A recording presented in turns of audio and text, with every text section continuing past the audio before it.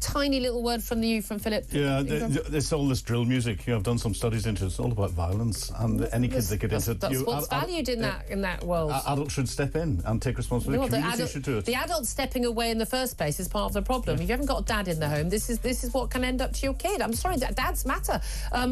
Ian Collins is here. What's happening on your show? Yes, we are going to focus on Keir Starmer. We thought the Channel migrant crossings was impossible to stop. Keir's done it. He's solving it. Chapter David Lammy. 7,472. It's all going to be sorted. It's all going to be sorted. It's done, it's done. Ian Collins up next. I'm done for the day. Big thanks to Philip Ingram. This is Talk. Stay tuned.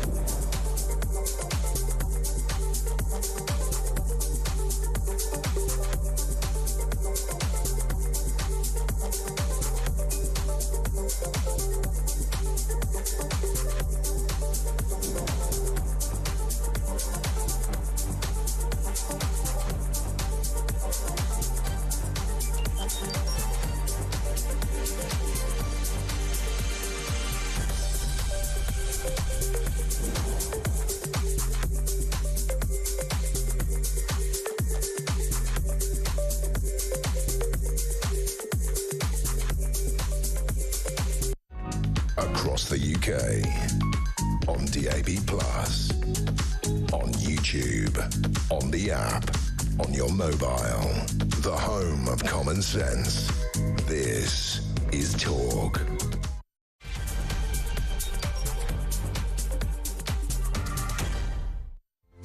Good afternoon. 3 minutes after 1 o'clock. Welcome to the home of common sense. Thank you to Julia. She is, of course, pitching up again 10 o'clock tomorrow morning. No, she's not. She's back next week.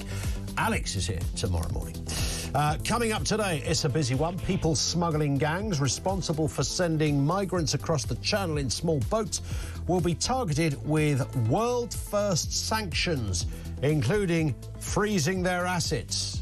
Is that some kind of carry-on double entendre? And travel bans as well. Going to ban the travel. Will Labour ever smash the gangs? There's a question for you. We're all ears at this end. Also this afternoon, the former Prime Minister Liz Truss has sent a cease and desist letter to Keir Starmer over claims she crashed the economy with her 2022 mini-budget. I mean, the gall of Liz, however. Where this story is really interesting is the economy is doing worse than it was now under Liz Truss. So she maybe have some sort of point in there. We'll look at that in more detail as well. And Labour have been accused of cowardice after blocking a national inquiry into the grooming gang scandal. We'll have details on that as well. Everything you need to know and all the breaking news right here on Talk 0344 499 1000. Now, many of you might have been thinking, not unreasonably, that Keir Starmer has neither the political ability or, more fundamentally, the inclination to sort out the Channel migrant crisis, which is what it is. If he did have inclination, he would, frankly, have done it. He hasn't. Instead, as you will have noticed, we focus on this almost on a daily basis, but certainly a couple of times a week. Mr. Starmer has taken to ignoring the coalface of the problem, actually stopping the boats to the tunes of tens of thousands of people on an annual basis. He's decided, however, to put all of his efforts into creating a soundbite. Smash the gangs. That's what he says. He's copyrighted that phrase. I'm sure he must have done. Smash the gang. We're going to smash the gang. We're going to smash the gangs. Ed says it. Yvette says it. Keir says it again. They say it in unison. The whole cabinet say it. They must do it as a chant at the cabinet meeting every single week. What are we going to do, guys? Smash the gangs. Give me an S. Give me an F. Really? Smash the gangs. Yeah, we get the idea. When are you going to do the smashing? Well, today, you're thinking he's a bit cynical.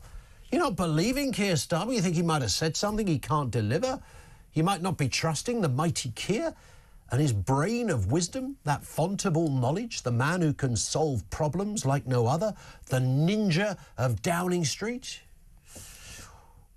Well, you'd be wrong, because today marks phase 235 of the Prime Minister's initiative to smash the gangs.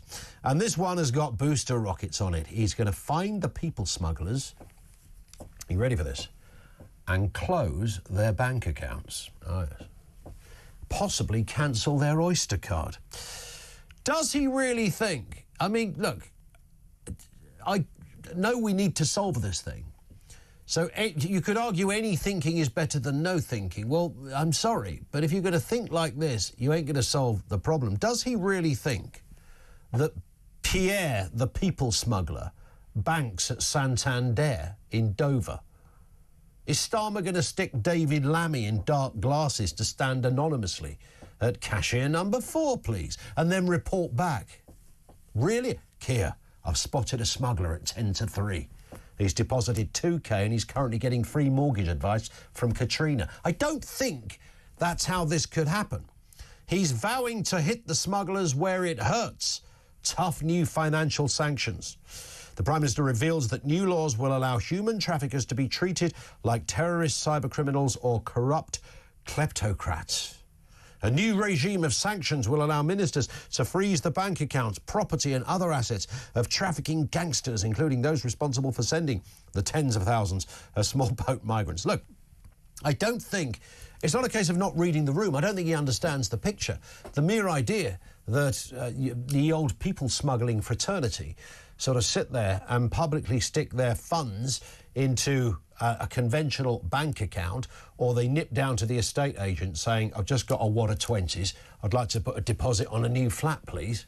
Boulogne looks quite nice. I don't think that is how this operates. You're more likely to get some greasy, oily brown envelopes stuffed full of wonga into the back pocket of said people smuggler, who will then leg it. I mean, this is organised crime. Organised crime is already, in this respect, a criminal offence. You have governments, police forces and law enforcement of France, Belgium, Germany, the entirety of the EU and beyond, and us, already looking at this. They've never stopped trying to find people responsible for what is an illegal act. The idea that this is the kind of point of contact for Keir Starmer is curious to me. Stopping the boats might be your first port of call, but he's got this fascination. He seems welded to this idea that I'm going to smash the gangs. Well, everybody knows we'd like to smash the gangs. That predates Keir, predates Rishi, even Boris, for that matter. Smashing the gangs, that's a given. You want to try and do that. What you really need to do in the interim period is stop tens of thousands of people on an annual basis coming to the UK, some of them dying on the way, by the way. And then, of course, we have the problem. The legacy of those journeys is there for all to see. Let me throw this question out, and I'm genuinely going to ask you this, and if there is a real answer and I've misread everything that Mr. Starmer stands for, will Labour ever, I'm going to use the phrase, smash the gangs? Will they ever do that? 0344 499 1000. I want your take on the specifics of that question.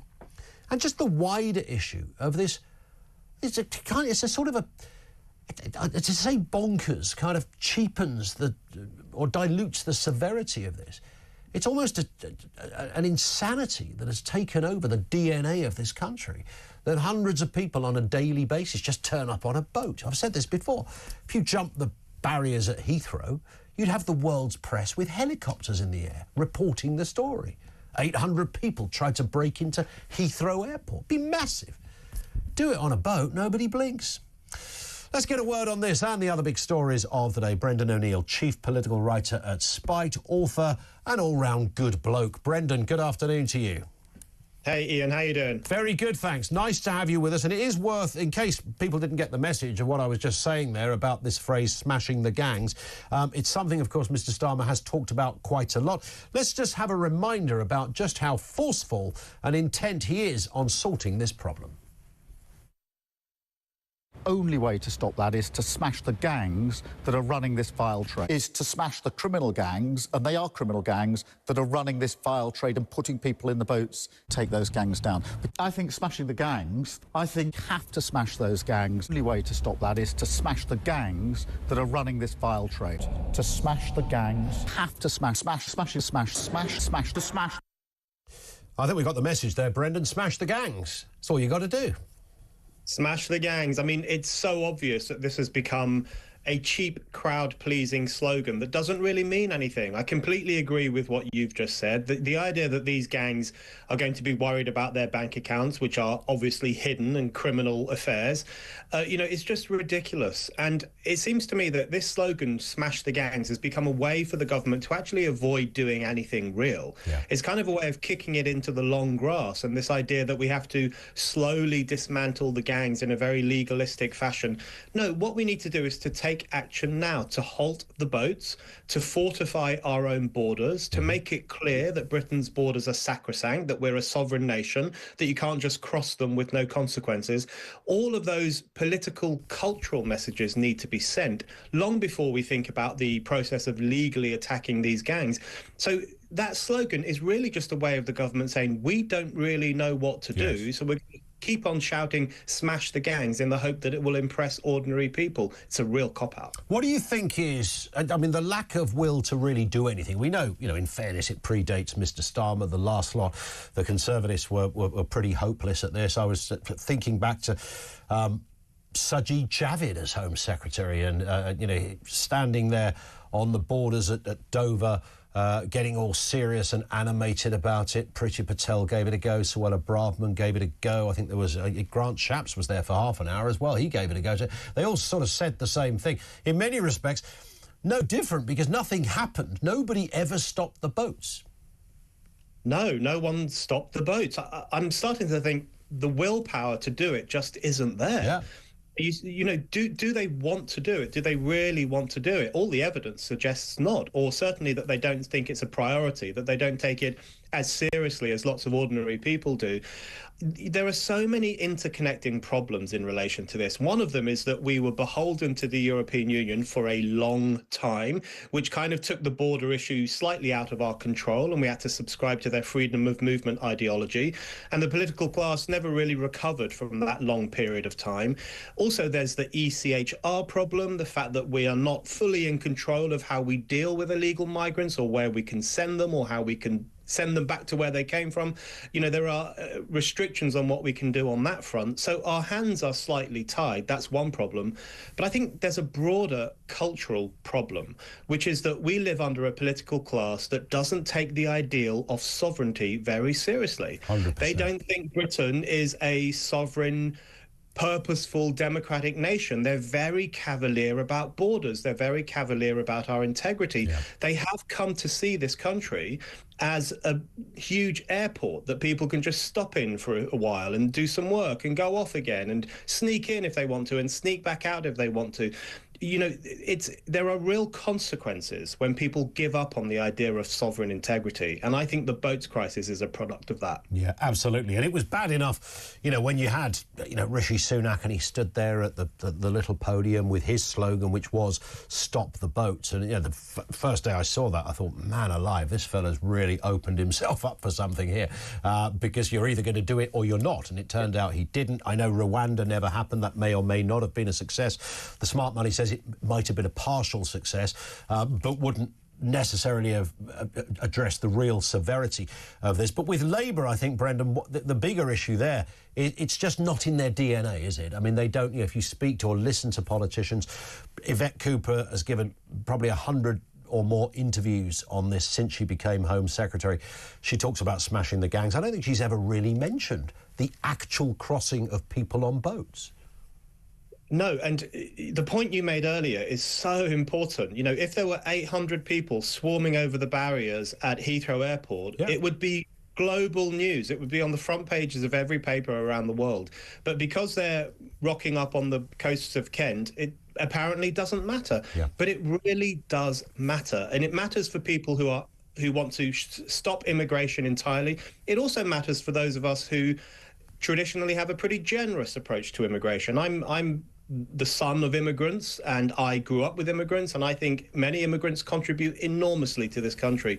But even for people like me, we've got to make the case for legal immigration and never for these illegal crossings. They are dangerous for the people who undertake them. They're an insult to the democracy of our nation that people can just cross the border with seemingly no consequences. And they give rise to this idea that we are a porous nation. We're incapable of protecting our own borders. We're incapable of protecting our own society from people who we don't really know, who are turning up in their hundreds and thousands every month. And you are not a serious country if you're not in control of your own borders. That is the fundamental point, I think. Yeah, spot on. Let's move to that vote last night. Labour voting down Tory calls for a new national inquiry into grooming gangs. The Commons opposed a call fronted by Kemi Badenoch, of course, for the Tories, for a fresh probe into historical child sex exploitation. It was pretty unequivocal stuff and expected. 364 votes to 111. Let's have a listen to the Prime Minister, the comments he made on the scandal yesterday during PMQs.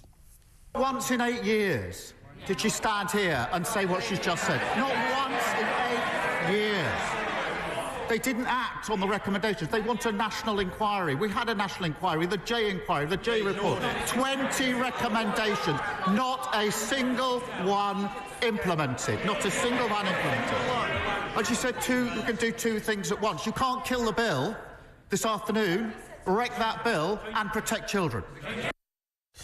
What I find distasteful, Brendan, about all of this, I mean, he's got a point that Badenoch never really raised this, and neither did any of the others. And, you know, even Jess Phillips, the person in her previous position, didn't raise it either. In fact, when asked about inquiries, said exactly the same thing. But it bothers me that amidst all the kind of the to-ing and the fro-ing and the rowing and the voting and, you know, I've got something to say on this.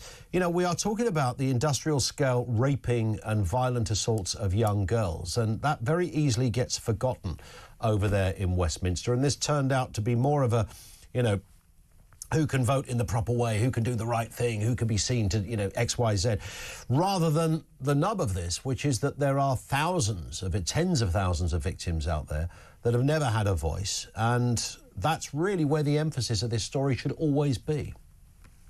Absolutely right, and it's not. Certainly not in Westminster. They're still not talking about the girls. They're still not talking about the seriousness of what happened, and they're still not promising to get to grips with this problem to make sure nothing like this ever happens again.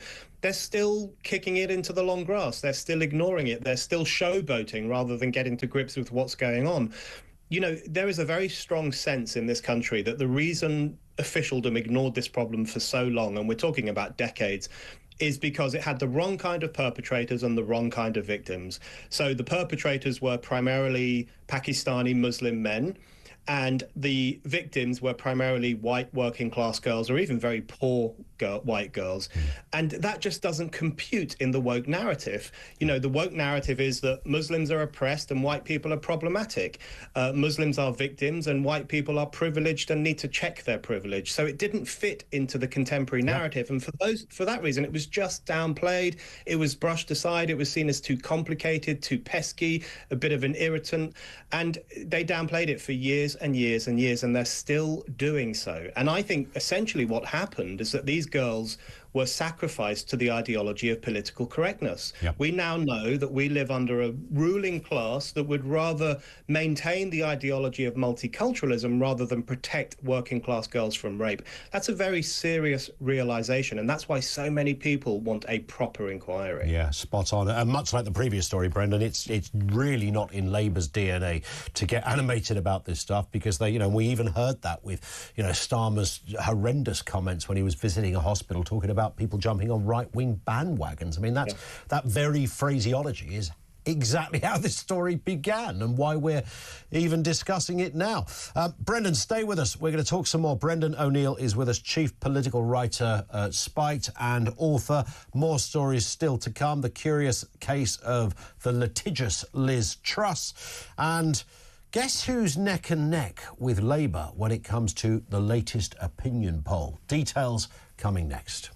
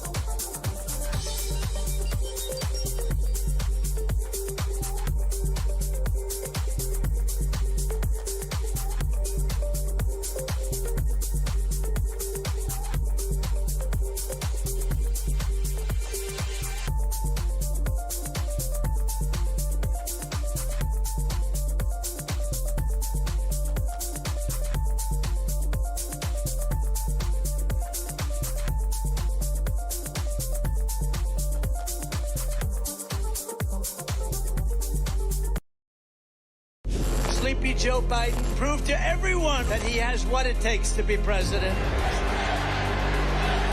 So now we have a new victim to defeat, Kamala Harris, L-Y-I-N apostrophe. Take a look at what happened.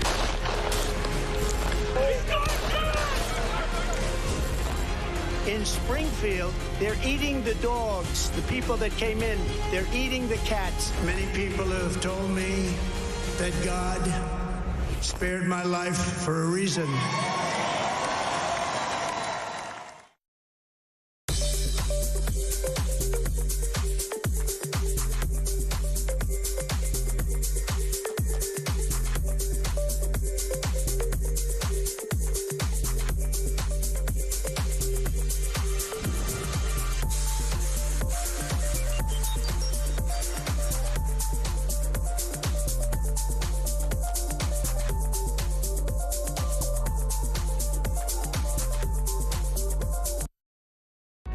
Across the UK, on DAB+, on YouTube, on the app, on your mobile, the home of common sense. This is talk. 23 minutes after 1, and it's just been announced that Mick Lynch, the head of the General Secretary of the Rail, Maritime and Transport Unions, announced he's going to retire as General. I genuinely quite like Mick Lynch. I mean, I disagree so fundamentally with much of what he says, but if you can have a fella in charge doing the negotiations, maybe Mick Lynch is your man. Brendan O'Neill is with us. I don't know whether you're a Mick Lynch fanboy as well, Brendan, but, you know, he does what he's meant to do, right? I've always liked Mick Lynch, and like you, I disagree with him on some things. I also like his deputy, Eddie Dempsey. Yep. I think they're good old-fashioned trade union guys who represent their members fairly well. They're also in favour of Brexit, which makes them have a soft spot in my heart. I think, you know, if we're going to have trade unions, and they do play an important role sometimes, they might as well be led by proper working class blokes rather than the kind of boring middle-class types who seem to be taking over the whole civil service and the trade union world as well. So, yeah, I don't mind Mick Lynch. Yeah, spot on.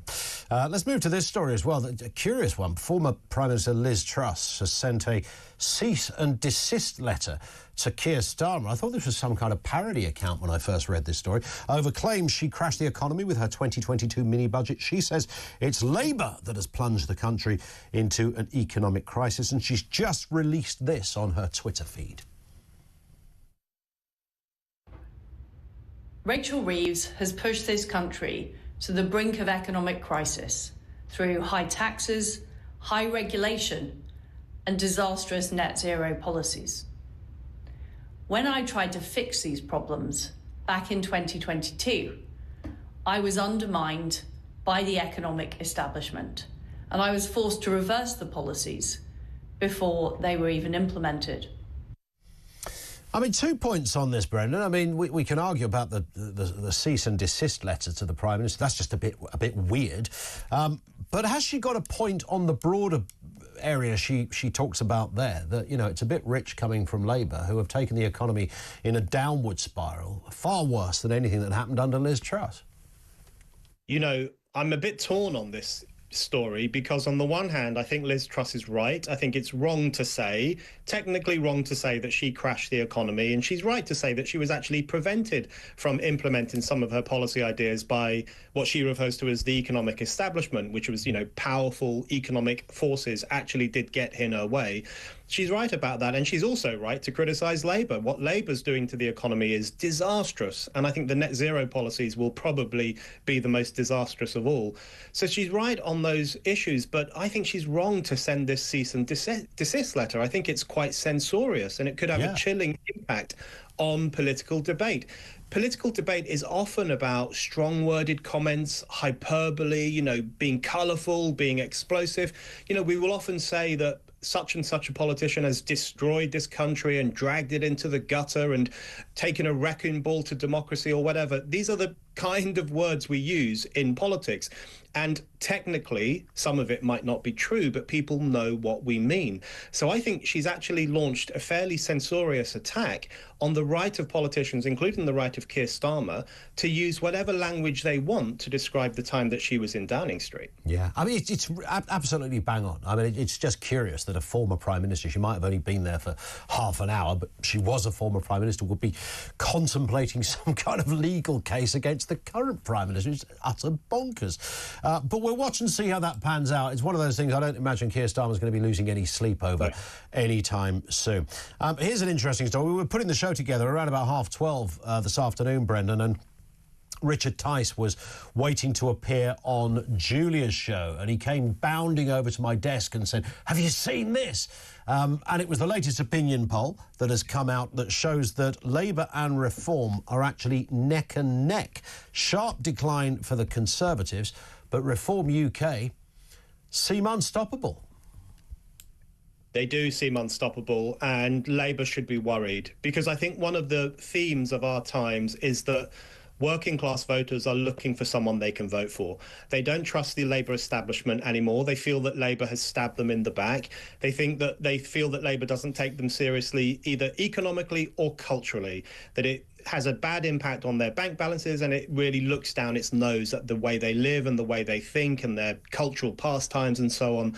So working class voters feel like there's a pincer movement against them, one that's harming them economically and one that's harming their communities.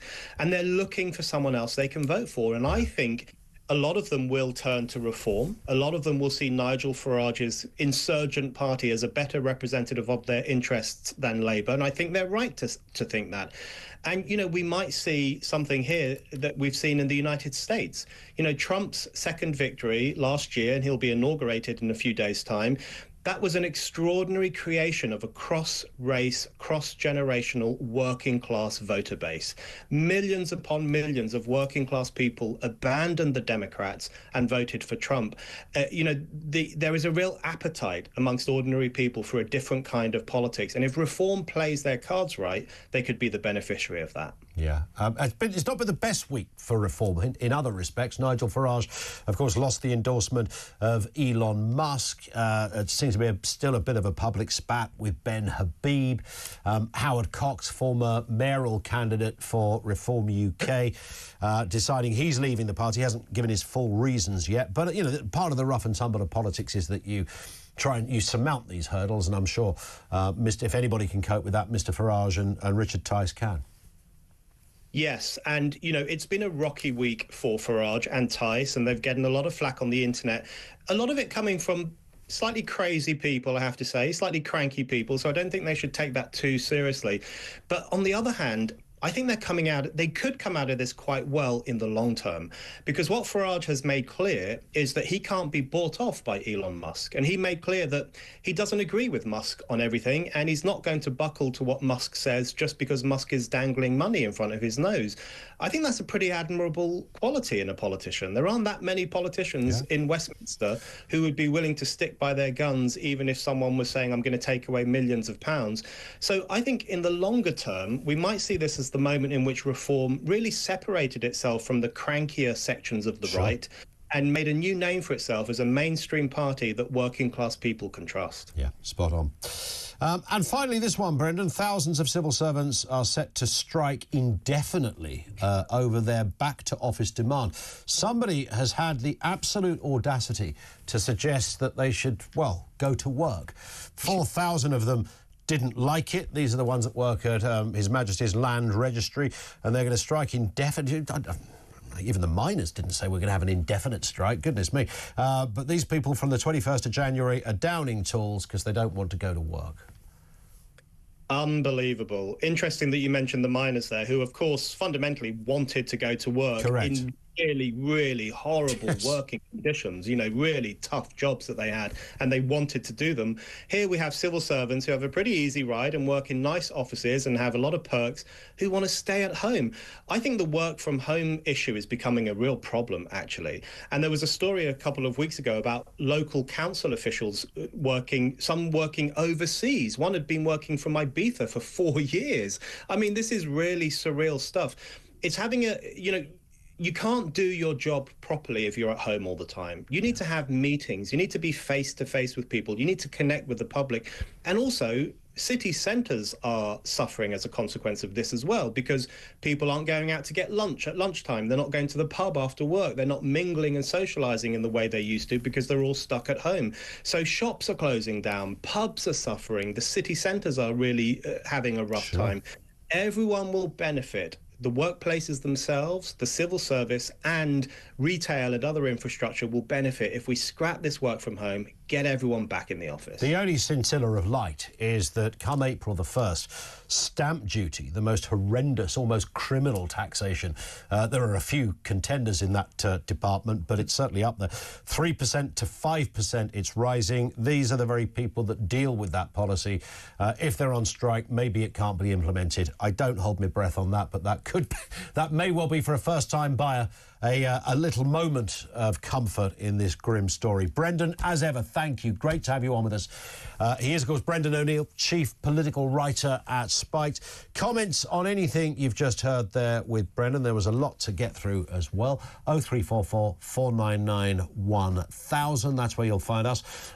The question we put out at the beginning, amongst others, will Labour ever smash the gangs? Sounds almost like a stupid question in many respects. You know, maybe it's a little facetious, a bit of mischief thrown in on our part. I get it, but I'm genuinely interested. It might be something I've missed. Maybe there's some intellectual rigour and some real backbone to this latest initiative from Sir Keir. Will they ever do it? 0344 499 1000. We'll get a word on this very story in just a couple of moments. Henry Smith, former Tory MP, will join us. Over to you as well. Lines are open. This is Talk.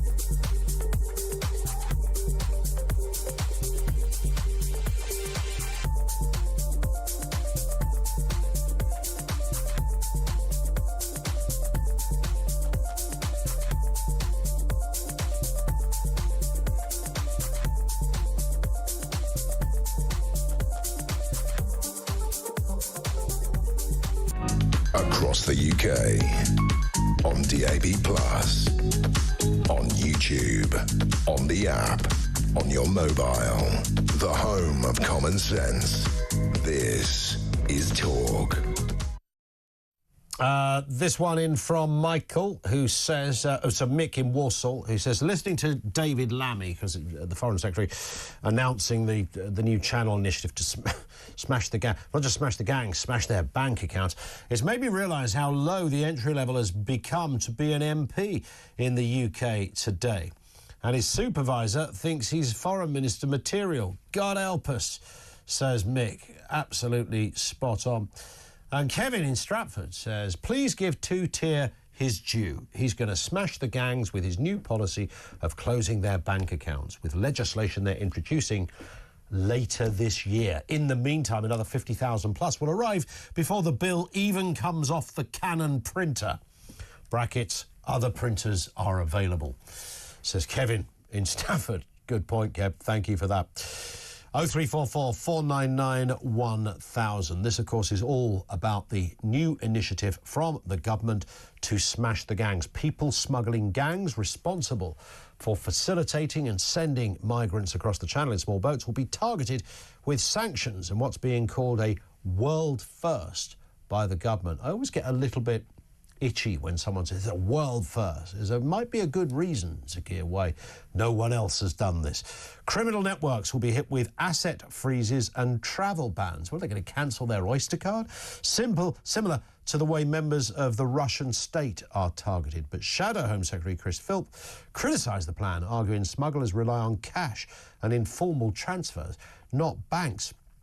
Let's speak with Henry Smith, former Tory MP. Henry, afternoon to you. Always good to gauge your views on these things. And I think the point that Chris Philp made there is arguably spot on, right? I mean, these aren't people that nip down to the TSB at lunchtime to deposit their ill-gotten gains.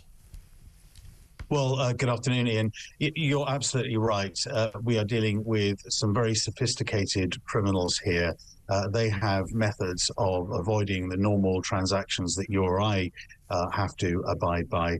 And you mentioned earlier on about Russian sanctions that were imposed a few years ago after their second invasion of Ukraine. They have only had a minimal effect in terms of dissuading those Russian individuals from their activities. So don't get me wrong, I welcome any measures that are being introduced to try and stop cross-channel illegal migration. But I think this is probably tinkering around the edges. And your point earlier as well about this legislation being introduced later in the year. Well, we've only just started 2025.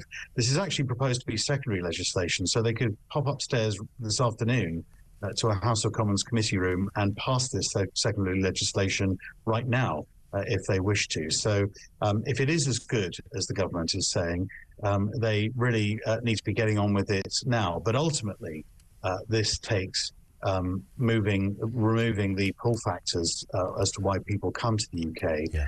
And a big part of that is our membership of the so-called European Court of Human Rights. It's interesting that every time I hear, I know Rishi Sunak didn't really covering himself in glory. There was an initiative, Rwanda, which we will never know how successful that might have been. As I said to Brendan O'Neill a second ago, the smart money says it might have worked in part.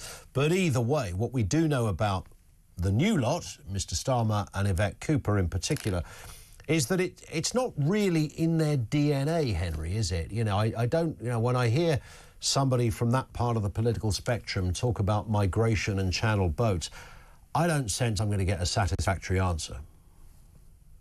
There is a credibility problem when Keir Starmer stands up and says he wants to smash the gangs, because vote after vote in the last Parliament and previous Parliaments, Keir Starmer and the now Home Secretary Yvette Cooper voted against measures to mitigate against cross-channel migration.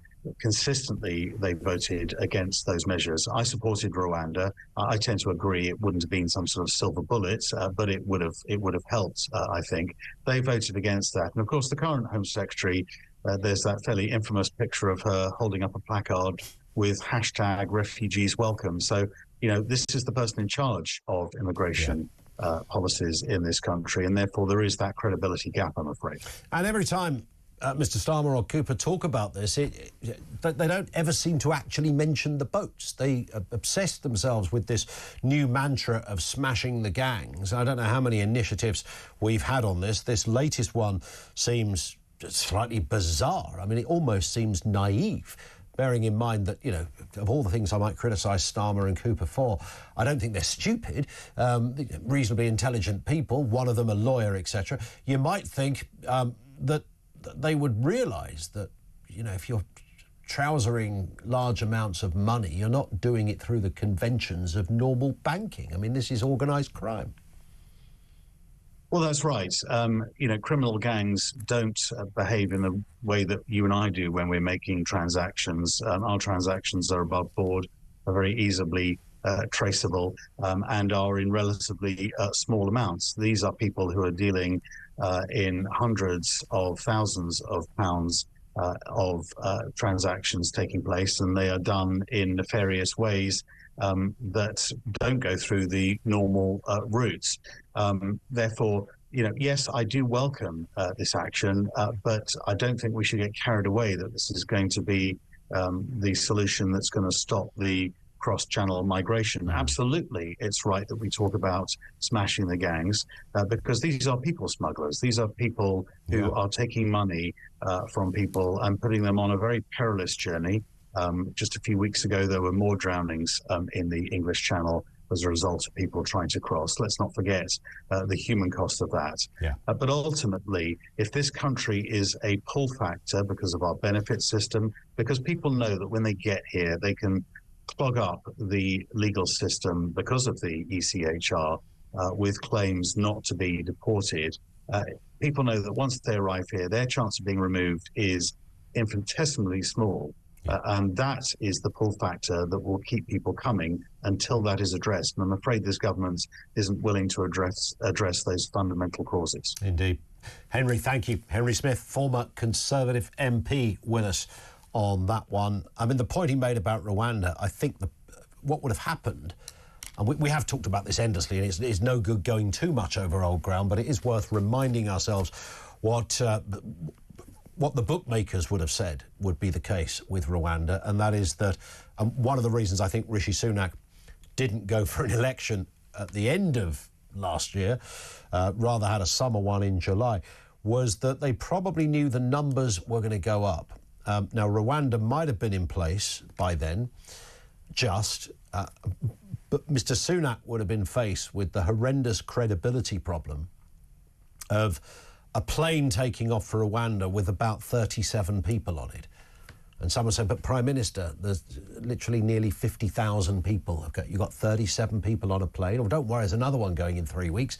That's going to have 48 people. Almost having 48, 37 is worse than there being none, because it therefore looks like a broken policy or a policy that simply isn't working. Regardless of whether it's Rwanda, whatever, the stopping of the boat, I'm going to come back to this every time. I don't understand how it can be, we're in this kind of weird pincer movement, this political, moral cul-de-sac of doom where, well, you can't stop the boats. OK, you can't stop the boat. And you can't then deport the... No, you can't do that either.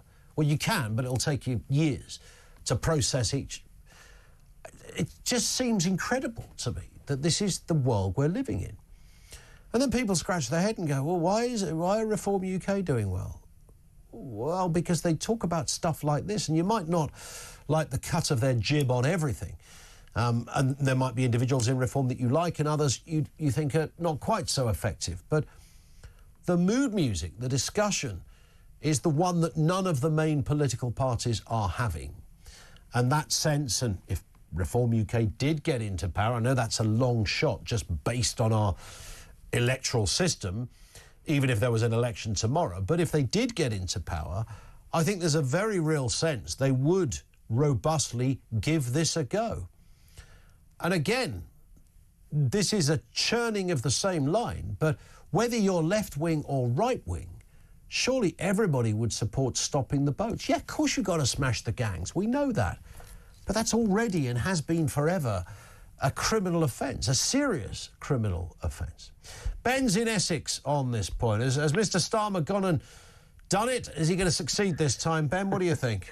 Hi, Ian. I think he's just making more of a mockery of himself and this country as well. I mean, the idea of smashing the gang sounds good in Parliament, but what is he actually doing? I mean, I like what your listeners have said and stuff like that. I mean, who knows what intelligence he's got to go over there and stop this money for? Who knows? But you'd think initially, get the Royal Navy out in the ocean. I mean, I think most people would agree that this is quite a bad thing to our nation, a security risk.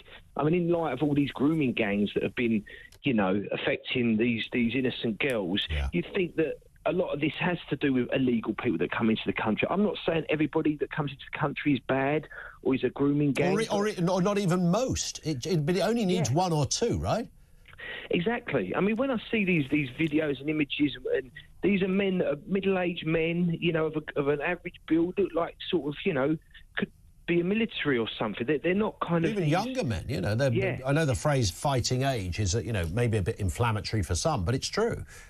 Exactly. I mean, why haven't we got the Royal Navy out on our shores, or we've got the best special forces? I have no idea. SBS, Apparently it's, the SBS, all of that. Apparently it's illegal, Ben, to do that. I think, illegal to who? Isn't it illegal to invade a country or come into our country illegally? It used to be. It used to be until you claim asylum. And then the minute you say, I'm claiming asylum, you're no longer illegal, which is bizarre. So this is the problem we have. We have a weak leader, a weak Prime Minister. I mean, if he was to turn around and go, we're going to smash the gangs, first thing is stop the boats, And to me, as far as I'm concerned, and most people in this country, if the boats come across and something happens, they shouldn't have got in the boat in the first place. And I think everybody would agree And if he wants to get some brownie points as Keir Starmer, if he was to turn and say, let's use the Royal Navy, let's use the Special Forces to investigate where this is coming from, to me, that just seems like common sense. Yeah. You know? Well, yeah, but that's the problem, isn't it? Governments don't seem to function on common sense. And that's why the likes of Nigel Farage are gaining momentum in the polls, because there is a sense that, well, a common sense approach to these things that clearly people have more confidence in that than they do other parties now. This is why reform will win, if you know, because everybody in this country wants to see real leadership that are protecting our borders, protecting British values, and this is why I'm such a big fan of Trump and indicates why he's won, because he stands firm with protecting the country. And we need to see more of that. You know, we're going to erode into a weak, pathetic nation, and it's sad. It's really sad. But what do you do, eh? What do you do? We'll watch with interest. I know that much. Ben, thank you. Ben in Essex. More calls from you on the way. 0344 499 1000.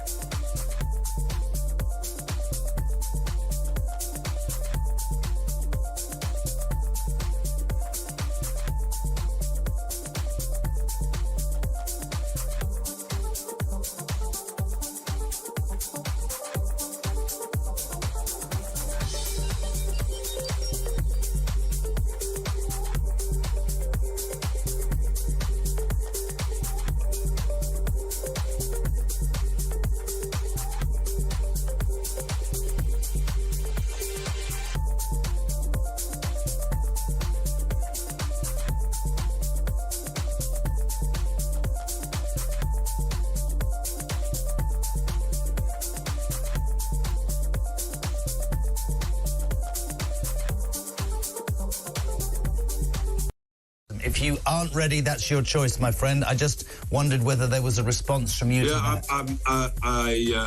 I wasn't aware of that, and I'm sad to see how it go. He and I have worked very closely over the, first of all, the London mayoral campaign and then the general election campaign. But he's taken a different stance on, I think, this Robinson issue, and so in a sense we just agree to disagree, and it's as simple as that.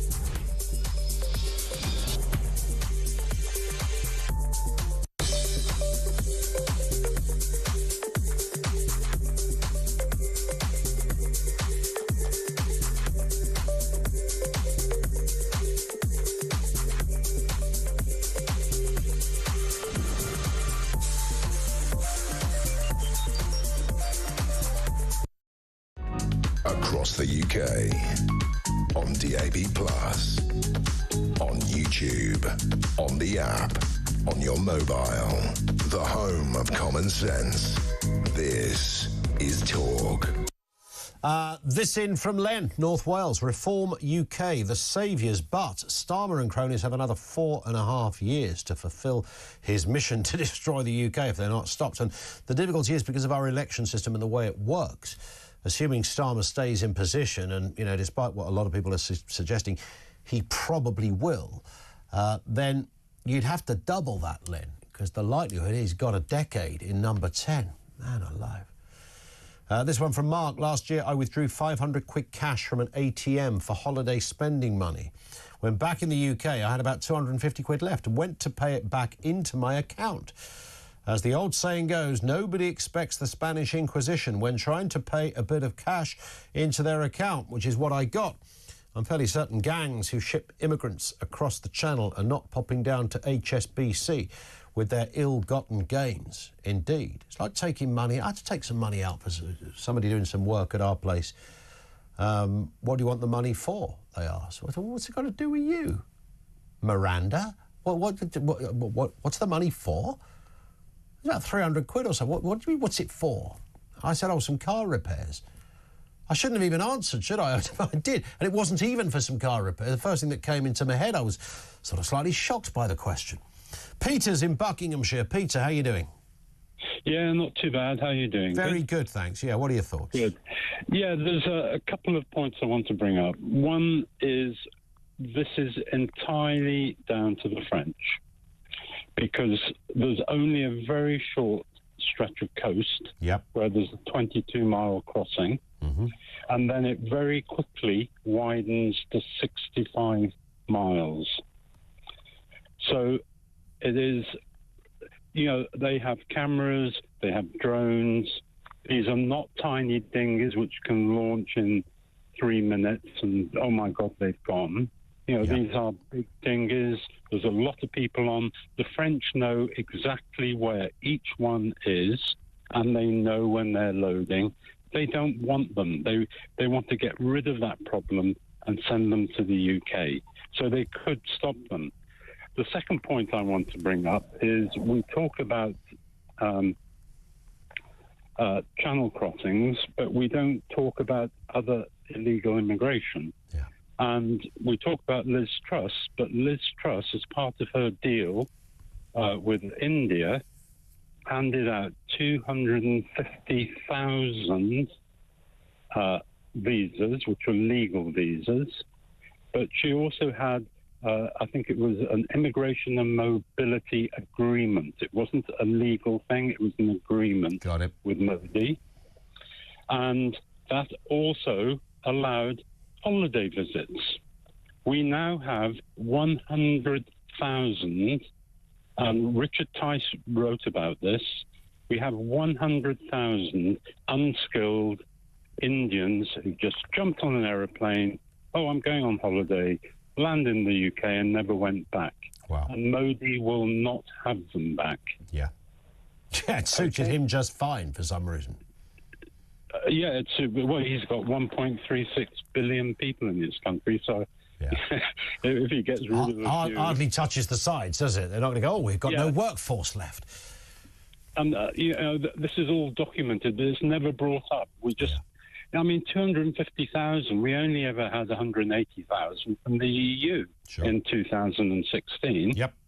And we had 250,000 from India alone, 147,000 from Nigeria in 2023, 147,000 from Nigeria, and we had, I think it was 90-something thousand from Pakistan, and we have a big problem there. And the biggest problem we have here is it's not people or where they come from or anything, but they are such different cultures, they do not integrate. And nobody mentions, it gets raised every now and again, but the minute you mention the clash of culture or the lack of assimilation, which to me is almost number one on the list. Well, number one might be, you haven't got a criminal record and you're and alongside you're coming here to work or study, whatever. But right at the top, sharing that position would be cultural assimilation. But every time it's raised, people get itchy. We know what happened with the grooming gangs, and I'm not mentioning that now because of countries, but specific countries. But that was part of the problem, because counsellors and social workers and law enforcement would not recognise the problem because it was highlighting a clash of cultures, and that was one of the problems. Peter, thank you. Great call from Peter in Buckinghamshire. It's absolutely crucial. I don't know why anybody thinks it would be weird that if you import someone from essentially a country that has been running forever on medieval values, where they still think it's 1568, where the government of the day throw gay people off buildings because they happen to be gay.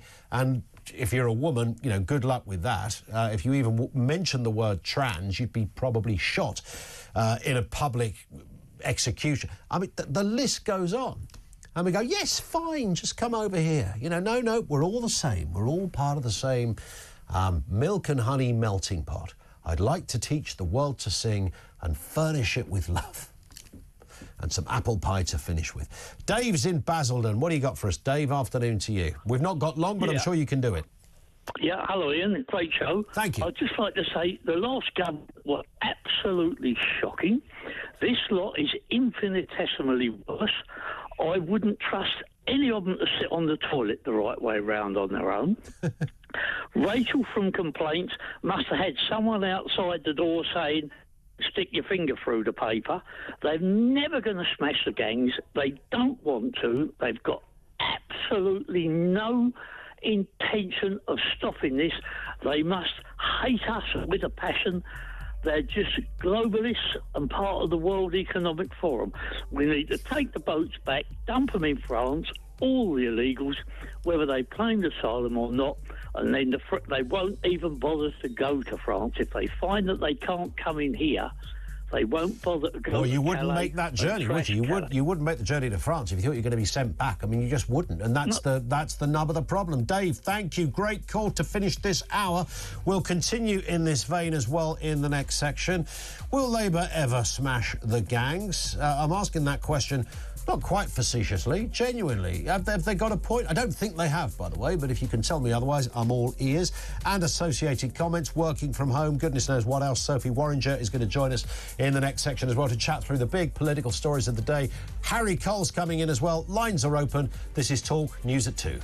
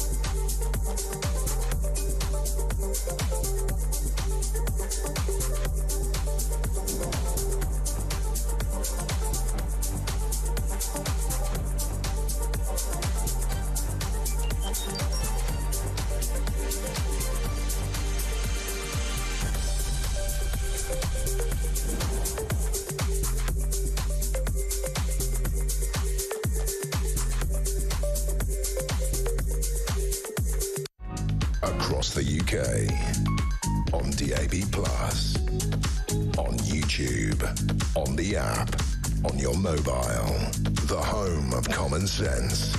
This is Talk.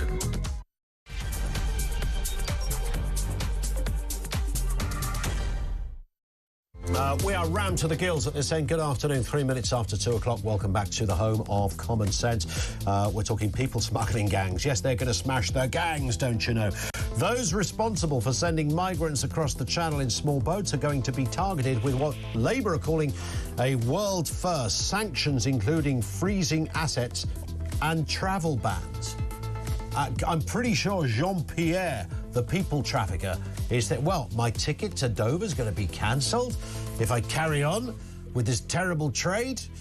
Is that going to work? Well, we know what the smart money says. We're taking your calls on that. Also this afternoon, former Prime Minister Liz Truss has sent a cease and desist letter to Keir Starmer over claims she crashed the economy with her 2022 mini-budget. It's utterly bizarre that she would even go there. I have no idea what she's thinking. We are going to talk to Harry Cole as well, political editor of The Sun. He's going to pitch up a little later in this hour. We'll get a word from Harry on this. I know he's been discussing it on Never Mind the Ballots over there on Talk's YouTube page.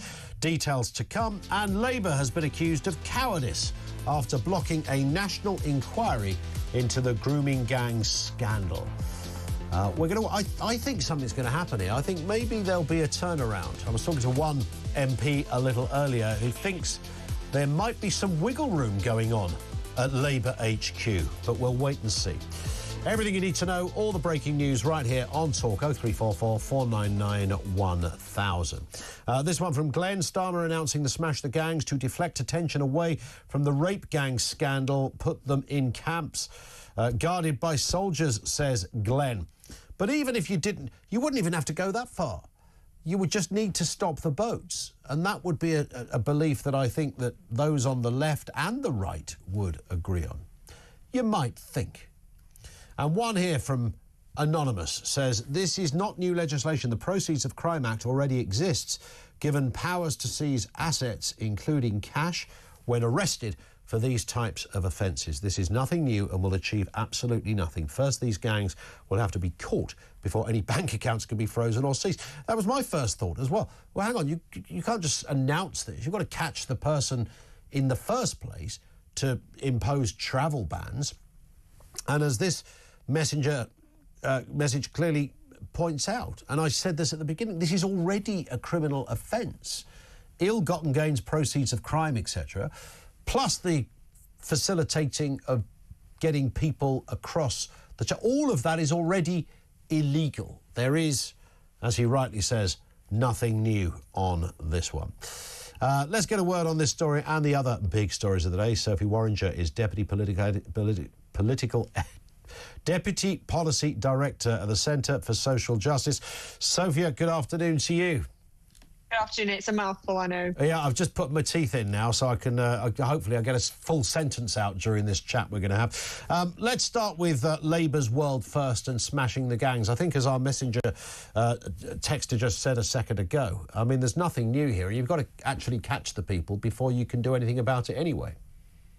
Absolutely, you've got to catch them. Obviously, what the Prime Minister is trying to do is increase the deterrent by ramping up the consequences of being caught, but they have to be caught in the first place. But I think the Prime Minister is absolutely right to try and throw everything in his armoury on this problem. I think it is a huge problem facing the UK, and unfortunately something that multiple Prime Ministers of all parties have grappled with and struggled to get a handle on. Keir Starmer is obviously focusing his attention on deterring the criminals. The previous Rwanda plan put forward by the Conservative government was putting the deterrent on those crossing the channel, making it very or less likely for them wanting to cross because of the gains of being able to get here if they get deported to Rwanda would be surely diminished. So it's interesting that they've gone on slightly different tactics, but both putting the principles of stopping the boats as a key tenet of their premiership because they know how important it is to the general public. But I do think as well, these new sanctions that are coming in to these financial assets and the like, they only apply to people who have assets in the UK. Sure. And I think the kingpins of these smuggling gangs are most likely to be abroad. Yeah, and it just seems fairly vacuous as a policy. It's already illegal, like you say. It would only apply in this country. The chances are that Bob in Arbroath is one of the people smugglers. The kingpin of the entire operation is unlikely. It's already illegal, it's already criminal activity, and of course it doesn't really touch the coalface of the problem, which is stopping the boats. Yeah, although there will be those, of course, who are in the UK who are part of these smuggling networks who then kind of bring people through from when landing, and obviously they need to be targeted through that. Whether they have significant assets to be targeted is a different question, whether this will be a deterrent enough. But as I said, I do think the Prime Minister needs to throw absolutely everything at this problem. He's obviously put international cooperation with French authorities and others at the heart of this plan as well. And we just really need to see how well it's going to work. But I do think probably more needs to be done on the deterrent effect of those wanting to come over themselves so that the demand is reduced too. Indeed. Let's talk about Elon Musk. It's been a few hours since we mentioned Elon Musk, but a report in the Financial Times today, and I thought this was rather interesting, suggests that Elon Musk had discussed removing Keir Starmer from Downing Street before the next election. He's apparently believes Western civilization itself is threatened, according to an anonymous source. And I know journalistically we have to be a little bit cautious about anonymous sources, but we know that Musk did put a poll on his Twitter page asking whether America should step in and help the United Kingdom by essentially removing Keir Starmer. We can laugh about this and say, that's quite funny, isn't it, all of this? But, this is the next president's right-hand man trying to unseat a prime minister. There's something a little bit iffy about that, right? Absolutely. I don't think it's a laughing matter at all. I mean, I don't think anyone will say that Keir Starmer is doing an amazing job and there's nothing that he could improve on. But there was a very clear election result and that has been implemented, and they are the government that should be in place. Whether they do a good job or not is another question. Obviously, there's local elections and other ways that people can make their feelings on the efficiency of the government known. What is not the mechanism is someone who is not elected in another country trying to plot and try and make moves to manoeuvre someone out of power. I mean, I don't think he can. I don't think he will. It's not something that Elon Musk has in his power. And hopefully on the 20th of January, when Trump is inaugurated and Elon gets his nice job improving government efficiency in America, he will be too busy to try and plot to remove Keir Starmer. But I do think, obviously, the Labour Party have tried to make positive inroads with the new Trump administration. Even today, David Lammy's speech praising Trump and J.D. Vance, in fact, saying that they were right on Europe's need to be able to fund its own defence. And so there are all these kind of noises cozying up, not in a negative way, that's a very important relationship to maintain, but all these noises coming from the Labour government where they are making those kind of official and unofficial relationships stronger with the Trump administration will be really important. So I think Elon's going to be difficult for them. Yeah, I can only imagine how much David Lammy had to grit his teeth during some of these things that he's clearly told, sorry, Dave, you've got to say it. If you don't, we're toast.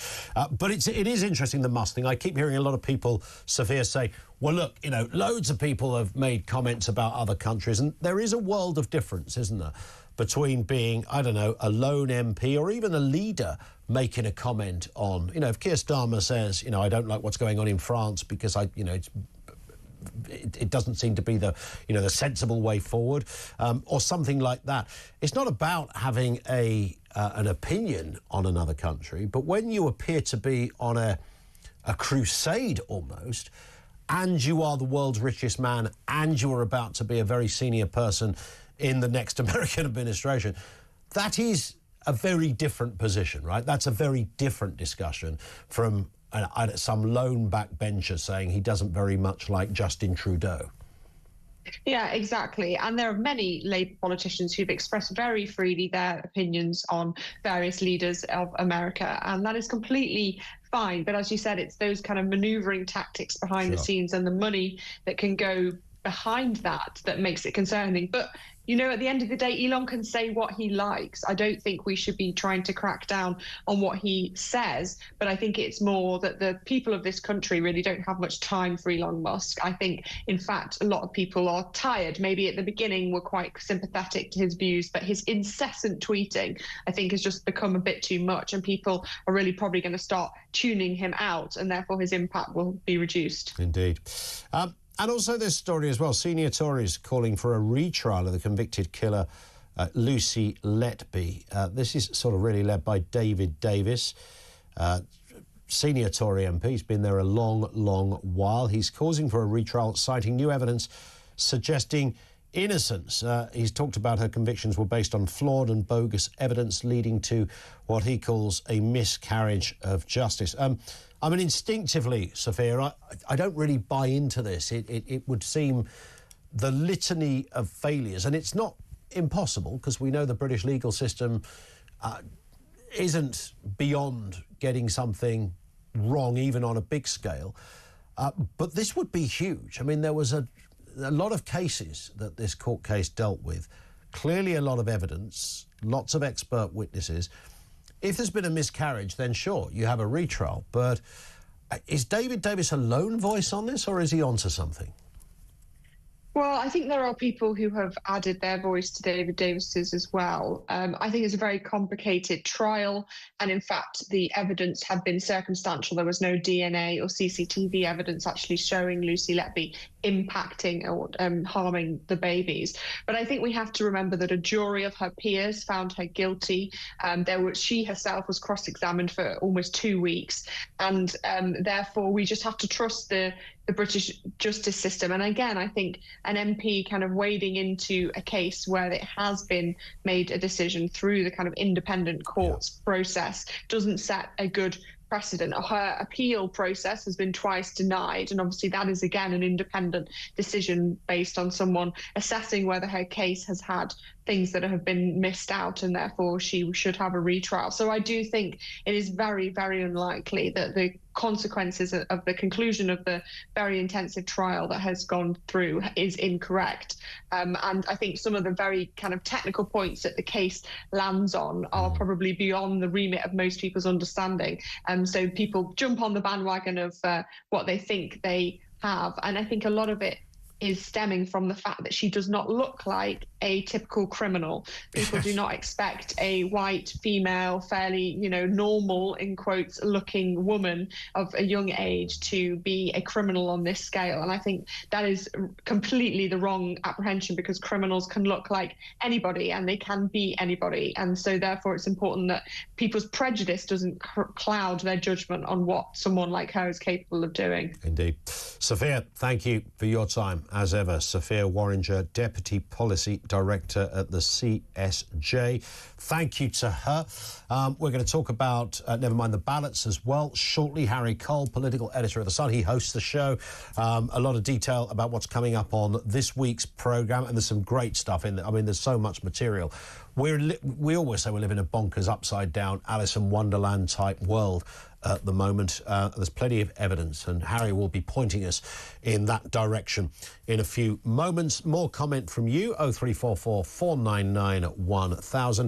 If you're messaging 87222, and you can send a voice note there as well, 87222, send a voice note, bypass the queues, get your points across. 2:15, this is Talk.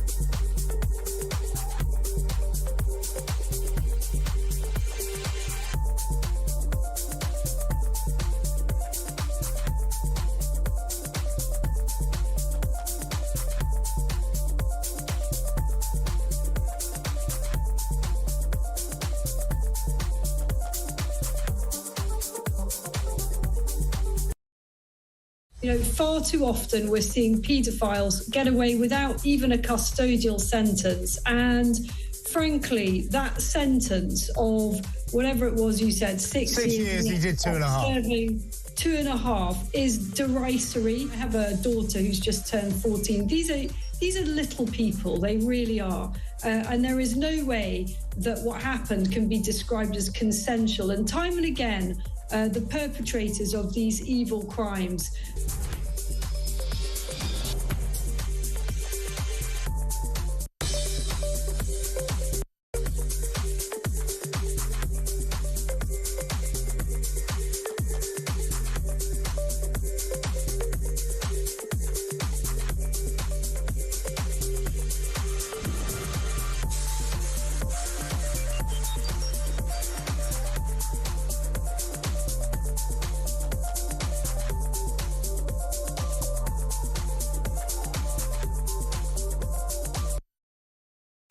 Across the UK, on DAB+, on YouTube, on the app, on your mobile, the home of common sense. This is Talk. It's 2 on Talk. Look who's Harry Cole was meant to be going to his big, impressive desk at the Sun, took a wrong turning in the lift and turned up here. Political editor at the nation's favourite, the Sun. Absolutely. You've been around the Westminster block a long time, Harry. Oh, not that long, only a decade and a half, eh? Well, it's long enough, isn't it? Well, I've seen it. It feels a lot that longer. That place, I mean, Fleet Street and Westminster can eat people up in months. We've both seen them fall by the wayside. I feel like we've lived through a century of news since about 2015. Absolutely right. Never mind the ballots, of course. This is on our YouTube page, on Talk's YouTube page, talkTV's YouTube page, we can see it. This has turned into a really big success, isn't it? Well, it's good fun. It's we're trying to do a bit more with Talk, and our show this week, back for 2025, we've back with a bang. There's been plenty to talk about since the... Well, I was going to say, there's no shortage, is there, of material? Well, we've got grooming gangs, we've got boats, we've got Trump, we've got Elon. Everything there. We've got the Shadow Home Secretary on today, who was very, very, very punchy on not only the sort of political turmoil that Labour have got themselves into on this grooming gang stuff and their refusal last night to back an inquiry, and then they're now saying they're open-minded to an inquiry if the victims want one. And some of the victims are saying they do, some of them don't. So a bit of a mess they've got on that. All the while Elon Musk is sort of pumping the stuff out day in day out. Yeah. And in 10 days' time is potentially going to be a member of the Trump regime. Not regime, that's probably the wrong word. Administration. I think. I think administration is the correct... We'll call it administration for now. And, you got Starmer stuck in this sort of, rock and a hard place of, a little bit like Theresa May got into a situation in 2017 where it wasn't Elon Musk, but it was Donald Trump himself sitting there on X, or as Twitter as it was then, and just blowing up news agendas and news cycles and just weighing into stuff completely. And, the allies, America's allies, are completely at the whim of the White House of what they end up talking about back at home. Totally. And then at the same time, you've got Rachel Reeves's budget, almost like a boiled frog. It wasn't the immediate sort of market scepticism about it, but it's taken a couple of months, but it's really ticking up. Borrowing costs are going up. She's due in China this week, so Chris Philp on the show today has come out and said, she shouldn't be leaving the country. Last time a chancellor left the country when borrowing rates were this high, it was Kwasi Kwarteng, and he flew home and he was in the car from Heathrow Airport back to Westminster when he read on Twitter that he'd been fired. There was a big axe fell on the M4 that exactly. day. Yes, that Chiswick roundabout where the Brewers is. That's exactly where it fell. Well, let's have a listen then to Chris Philp. Here, of course, the Shadow Home Secretary, on that point of the Rachel Reeves and the Truss debacle and all that goes with it. Here's a clip. Do you agree with that? Should she be staying here and sorting the markets out? Look, we will, of course, be negotiating and speaking with international partners and international governments to ensure that we're getting the best deals for the people here. Yeah, but last time a chancellor left the country, when borrowing was at this level, was Kwasi Kwarteng in October 2022, and he flew home and got fired. Should the chancellor be leaving the country this week when there's turmoil in the market? I'm convinced that the chancellor will travel if it's going to benefit the people in this country. That's what this is about. It's about delivering for the people. Chris Philp is an interesting character, and you must have spotted this, Harry, a number of times. You know when somebody becomes really good when they're not in office? Yeah. And you think, why were you not that good when you were in office? Well, that was actually Mike Tapp, who was the Labour guy. Sorry, yes. Yeah. He was the Labour guy defending the Chancellor. But Chris Philp is good. I mean, it's weird when they're sort of... It's tricky when you're in Parliament, in government, because you have to stay in your lane. You have to be the minister, for your responsibilities. You can't, stray across another minister's brief. Yeah. Whereas in opposition, it's a bit of a free-for-all, really, isn't it? And the people who are sort of good media performers end up sort of, being put out by their party on a whole range of things. And Chris Philp kind of seems to be quite a safe pair of hands. He's quite a combative guy. He's almost he's got a touch of these sort of young Dominic Raab to him, and that you could imagine him crossing the road to start an argument with himself. Absolutely. But and also someone like Robert Jenrick as well on the Tory benches. Obviously, he ran to be leader of the Conservatives, but doesn't seem to have given up on those ambitions and doesn't seem to be restricting himself to just talking about justice issues. So it'll be interesting to see how those characters play out in the next few years. Indeed. We did play the wrong clip there, by the way. Yes, that was young Mike Tapp, the Labour guy who was sent to defend it all. But he did a sterling effort. Poor old Mike sent out to defend. But again, an impressive guy. He's a new MP. He's the MP for Dover, so obviously he's in the front line of the he should be on the news every day talking about what's happening in his own constituency. Well, exactly, and he was very punchy. He said, he sort of gets it. I mean, I imagine he gets it in the ear every time he steps foot in his constituency from his constituents. And he says, you might not necessarily... He made a valiant effort. He kind of said, you might not necessarily see the results of what we're going to do immediately, but behind the scenes, they're sort of pivoting the security services and anti-terrorism and cops and everyone to try and throw everything at these boats. But frankly, they keep coming. We'll come to the other Chris Philp clip in a second on grooming gangs. Let's talk about... I mean, you mentioned about Kwasi Kwarteng coming back and getting the axe, and it was referenced in that last clip as well. Why is Rachel Reeves not having the Truss treatment, which I know is the question that you put to Chris Philp? And it's interesting, isn't it? Because, as you said, it's the boiled frog scenario. I mean, it started off like, OK, I'm not sure about this budget, it doesn't look great, but as it's gone on, it appears to be becoming something that, even in comparison to what Liz Truss did, there are many dissenters saying this is looking horrific. I think the problem that Truss had, and it's a problem for the Bank of England as well, is that actually when the borrowing costs did soar up very quickly in October 2022, it revealed quite how exposed our pensions markets were to long-term borrowing fluctuations, and actually were massively overexposed. And that was Bank of England's failure as well. They've been quite conveniently managed to, in all of that shouting and all that madness of that time, they've got away with it scot-free, frankly. Big question should have been asked to the Bank of England why they weren't keeping an eye on these massive pension funds, and these are funds that reflect, the numbers are astronomical, but these are real people's, lives and realities and future livelihood sewn up in these vast funds that were massively overexposed. And now actually hasn't been that moment for Reeves where actually, the cost of borrowing, which will have massive implications on people's mortgages, on keeping on interest rates high, and sort of long-term, basically, spending ability of the government. Well, that is bad. There hasn't been that sort of red light on the dashboard moment of actually the entire banking system, the entire market is going to actually fall over. But if that pound keeps going lower, it's going to get pretty hairy for Reeves. Absolutely right. Well, let's listen to Chris Philp on Never Mind the Ballots. You can watch this on Talk's YouTube page, talking about that disparity between Reeves and Truss. Why is Rachel Reeves not having the Truss treatment?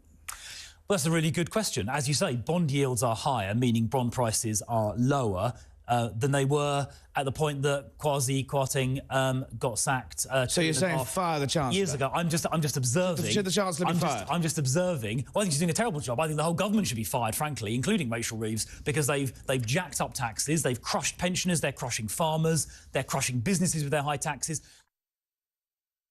There it is. Well, I mean, you'd expect him to say that, I suppose. Yeah. They should all go. But the problem is, this is 6 months into a new government. They've got record levels of unpopularity. They've managed to. Every time I come on talk, I end up swearing, so I mustn't do it. They've managed to irritate, shall we say? Yes. Lots of different bits of society. So obviously you've got the farmers going bananas, and rightly so. Then you've got old people going bananas about their winter fuel payments. You've got the waspy women, you've got the employers who are now, far from thinking about expanding their small businesses, They're thinking about actually just, standing still and treading water because their cost of basically employing people is going to go up dramatically in April. You've got, lots of different groups of people are annoyed and they feel kind of lied to. And the problem is for this government is they made such a big song and dance about change and being different, and we're not going to be those evil Tories. We're going to do things differently. We're going to be open and honest and transparent, and we're going to have integrity. And then they come in and end up doing loads of things they said they weren't going to do, actively said they weren't going to do, especially on the farmers, especially on national insurance. They said, their manifesto said, we will not put up national insurance. And you think, well, people are annoyed on twofold. One, don't treat us like mugs. Yep. If you were going to do all this stuff, which we kind of knew they were going to do, but they made such a big song and dance about not doing it. So there's a sort of trust issue. And then it's a sort of, well, it's the same old, the front of house staff might have changed, but it's the same show. It's the same. It's the same. And to make such a song and dance about, being different and then actually being, it's just more of the same, isn't it? I thought it was quite telling today. There was an opinion poll, you will have seen this, Reform UK level pegging with Labour. Yeah, I would say, this is a sort of a newish pollster rather than one of the sort of established ones, but we've often seen over the last 10, 15 years that actually some of the sort of plucky start-up pollsters sort of catch a mood more before the sort of, established companies catch up. Look, there's no doubt about it that this government is in trouble. There's no doubt about it that this government has record unpopularity for this early on. Starmer went into government with the lowest popularity ratings, of any prime minister. His majority is big, but it's shallow, as in the majorities that he won those seats in are very small. Yeah. You've got Reform, coming up the outside lane. You've got the Tories, frankly, still, punch drunk from what happened to them in July, slightly reeling. They've got a new leader, but they're not quite firing on all cylinders. And, last night they could barely muster 100 MPs for a vote. So they can make all the noise they want, but they can't defeat the government. So you've got this sort of incredibly fractured political system now, and we've seen how fluid voters are in last July. We saw it ever since Brexit and Boris and COVID. People aren't, wedded to their votes in a way that they were anymore. It's not like 97 where it was a massive, swing. Completely. And, it took 15 years to swing back. People are all over the place. You've got people who've gone on a complete political journey from voting for Labour to voting for Boris to voting for Reform. And, all of this stuff can be, is quite scary. And I was speaking to one of Keir Starmer's speaking to sort of Downing Street people before Christmas, and they reckon the Prime Minister genuinely thinks there's a 1 in 3 chance, 3 to 1 chance, so 25% chance that Nigel Farage is going to be the next Prime Minister. And you just think, if that's what so the Prime Minister thinks that. It's pretty. They think he's going to be up against. He thinks he's going to be up against a right-wing populist force. Yeah. He just doesn't know who it's going to be yet. Either it's going to be Reform, and they keep their act together. They've been pretty good, keeping that the show on the road. Nigel Farage is a different Nigel Farage than we've seen before. He's got his eyes on the prize. They're professionalising the party. Or Reform drag the Tories so far to the right in the next 3 or 4 years, as they've already started to do. Look at some of the things Robert Jenrick's saying on immigration. Look at Kemi backing him on it. Look at Chris Philp on the show today. That actually the old idea of it being, the soft left Labour Party versus the centrist right Tory Party is gone. It's gone. And it's going to be a populist right-wing force, either Farage or someone echoing him, versus Labour. And there's a big old chance. There's no reason that Britain is immune to what we're seeing around the world, from Trump to what's about to happen in Canada, what's about to happen in France, what's about to happen in Germany. The public is shifting right. Could it not, and the Labour Party need to keep up with that. I wonder whether Kemi can run the course on this, and whether a Jenrick character comes in. Then do they merge with Reform? Because if they don't, you've got the split scenario. Everyone's saying, publicly, both sides are saying publicly, no deal, no dice. But give it 3 years, of course. We'll start seeing, and I think we'll start to see some voices starting to make that call. But the thing is about Farage is, Farage is basically, he's been there. In his view, Boris sort of welched on the deal that they did in 2019, where Farage stood down the Brexit Party troops in Tory-facing seats, gave Boris that massive majority, and Boris gave us, record immigration. So he thinks they didn't keep their part of the deal. So he's very much, if they want to do a deal, it's going to be the Nigel Farage. They can come to me, not the other way around. You've got two big characters there. So I don't know what it will look like, but I'd be amazed if there's not some sort of non-aggression pact. It's worth just playing another clip here from the Sun's Never Mind the Ballots. You can see it on the talkTV YouTube page. We alluded to it. Harry just alluded to it. The vote where, you know, they barely got just over 111 MPs. Yeah, well, that's with the Reform and the Northern Irish. Indeed, yeah, voting in favour of a new inquiry into grooming. Was this an inquiry? Was this a request from opposition parties because they really believed in the issue? Were they showboating, or, as Mr Starmer said himself, were they bandwagon jumping? Let's have a listen to Harry talking to the Shadow Home Secretary Chris Philp on this issue. Which police? So you want basically essentially a show trial? I want to know who covered this up. I want to know who failed these victims by being negligent, by disbelieving their accounts. I want to see a day of reckoning for those people who did not do their job properly. That's not an inquiry, though. That's a show trial. No, it's not a show trial. It's getting to the truth about what happened. It's finding out if there are other towns where this happened that we don't even know about sitting here today. Again, one of the fair points that Starmer made is worth just very briefly, Harry, we've not got long on the clock, but Chris Philp was part of the last government. He was, I think, police minister. Various ministers. Various ministers. None of this was said then. Well, this is what I tried to say. It's not unreasonable to raise that. This is what I've tried to say. I tried to make this point to him. I said, look, when did you actually decide you were into this? Was it when Elon Musk started tweeting about it, or is it a long-held conviction? I mean, they've got a point in the fact that Oldham Council, the Labour-led Oldham Council, have written to the Home Office and been rejected. This is what triggered this whole conversation in the last 10 days, 2 weeks. And that's why, but obviously there's a bit of politics in this. There is, but I mean, I'm of the view there hasn't been a reckoning about the seriousness and the scale of what happened in those northern towns over the course of 2 decades. And actually, it might need, you know, friends and allies and neighbours to go, hang on, what on earth? And actually, because the way the story was dripped out and dripped out and dripped out and dripped out, there wasn't ever this moment of national anger. And I think if we can get that, whether that needs another 7-year inquiry and loads of lawyers, coining their, lining their pockets as these things inevitably end up being, they'll say they'll do it in 2 years, it'll take 5, and lots of people in North London and various chambers around the country get very rich. Whether it needs to be that, or whether there just needs to be something where actually all of it is collated together and the true scale and horror of it is actually there. I spoke to Richard Tice earlier, and he seemed to think, because obviously Reform have said, Nigel Farage said just this week that Reform will have an inquiry. And when he said that, I thought, blimey, that's going to be news to a lot of your colleagues, because mounting an inquiry is not the work of a moment. But Richard Tice told me that he thinks it can be done. It can be done within sort of a reasonable timescale. I think what we think is we know what happened. We know what the horrific crimes were. Where I think there is a lack of accountability is who covered it up? The police forces, the councils, the schools, the orphanages. Like, where is this? Who beyond an actual perpetrator of these horrific crimes has ever been brought to task for this? Correct. No one. They're probably sitting at home right now on big, fat public sector, gold-plated pensions, hopefully looking over their shoulder. Or have been promoted elsewhere, which is the usual way it works, isn't it? Yes, exactly. Harry, thank you. Good to see you. Always if you haven't pleasure. checked out The Sun's Never Mind the Ballots, go to talkTV's YouTube page. Find it on there. This week's episode is going to be another beauty. Stand by for that. Harry Cole, our guest here on Talk.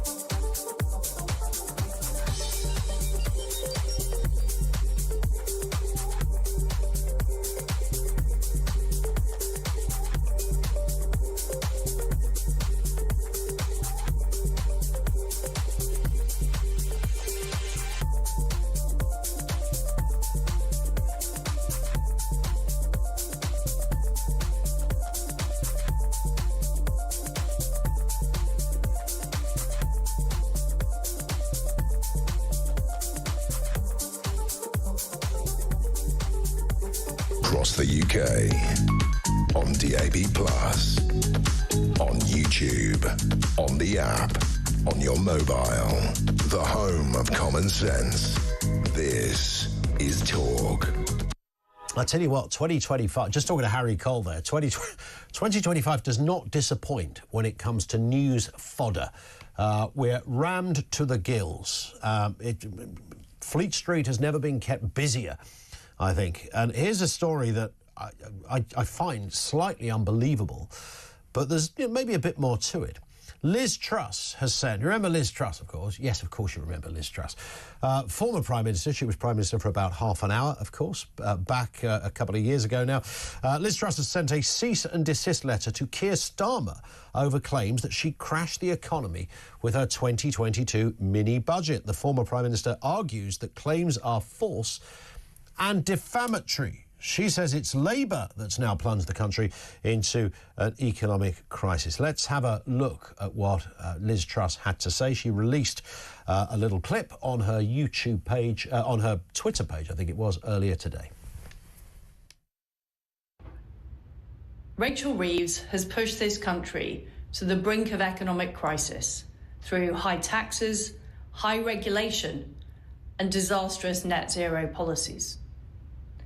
When I tried to fix these problems back in 2022, I was undermined by the economic establishment, and I was forced to reverse the policies before they were even implemented.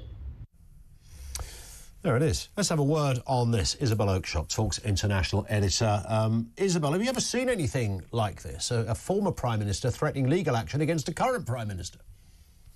Well, not really, but, you know, it won't happen, will it? I mean, there's not going to be an actual court case. Liz Truss is making a very valid point here, which is that under Rachel Reeves, the economy is tanking, and yet somehow or other, Rachel Reeves is not being universally condemned for crashing the economy in the way that Liz Truss was. And, you know, she's been dogged by this phrase ever since it happened. It's as if it will be with her for the rest of her life. And I think it must be genuinely very painful for her. She's quite a strange character, Ms. Truss. You know, she's quite sort of, I remember seeing her really quite shortly after all that drama happened, and she was almost trying to pretend she didn't really care and it was all cool and, you know, chill and happy days. But the truth is, I think she is profoundly traumatized by the reaction to her premiership and what she tried to do. And what she sees happening now is almost a vindication, because she never got to make the corrections that she would believe avoid us being in the position that we are now. And the economic indices today are truly worrying, to the point that Rachel Reeves, who, as she begins to tank the economy, is trotting off to China to make some new communist friends, is under some pressure to actually abandon that trip because things are pretty hairy back in the Treasury. Yeah, I mean, I don't want to, you know, get personal on anything here, and we say it about all sorts of politicians.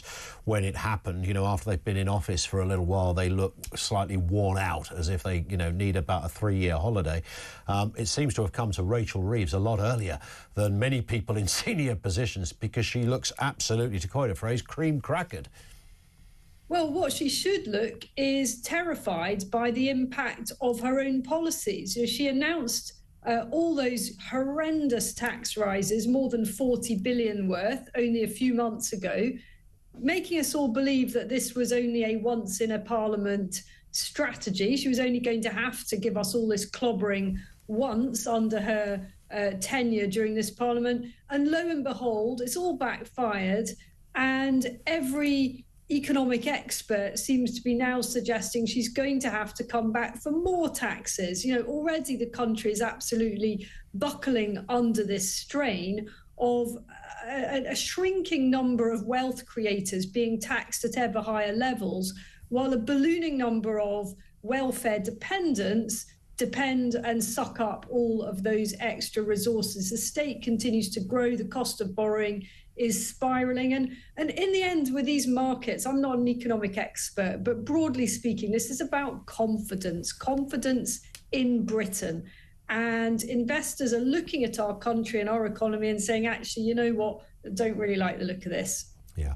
Do you sense, look, there is this line that gets peddled out that the Labour government were getting all the bad news out first so that they can deal with that at the beginning of their tenure, and then it'll be happy days for 4 years, and then we'll all have forgotten fuel allowance and national insurance and farmers and all that stuff, because we'll all be quaffing champagne going, hey, isn't it great, life under Keir Starmer. I mean, I'm not buying this for 1 second. I don't think this was some grand design. It seems to me, Isabel, like a group of people who are massively and profoundly out of their depth in these positions. Is that fair? I agree with you. This is not a government that's in control of events. And we saw that from the earliest days of the new administration when the UK erupted in those summer riots. Now, Keir Starmer did manage to get a grip of that by an incredibly draconian crackdown on what he labelled far-right agitators. The politics of that was disastrous. He alienated vast swathes of middle-of-the-road voters in doing so, but he did manage to get a grip of the law and order crisis. But ever since then, it has been one political disaster after another, and now we've got a looming economic crisis. I think their first budget was intended to get the bad news out of the way, but it was so fundamentally misconceived that that was never going to happen. It was only ever going to lead to more problems. You know, the idea that this was a budget for growth was frankly laughable to anyone with even the basics of understanding about economics. Yeah. And what do you sense? I mean, lots of relationships that Keir Starmer has tried to build. I mean, he's been abroad quite a lot, you might have noticed, since he came to number 10. He's rarely off an aeroplane. His air miles must be off the scale. But, of course, the big one, as we perceive it, is certainly that relationship with the United States. We know that Elon Musk has essentially called for Mr Starmer to be unseated and offered to almost rescue the United Kingdom from the grip of Sir Keir. But, of course, it's Trump that matters. He's currently attending Jimmy Carter's funeral in Washington, but in a couple of weeks' time, he'll be there at the Oval Office. Is Mr Starmer likely to be the man he calls first?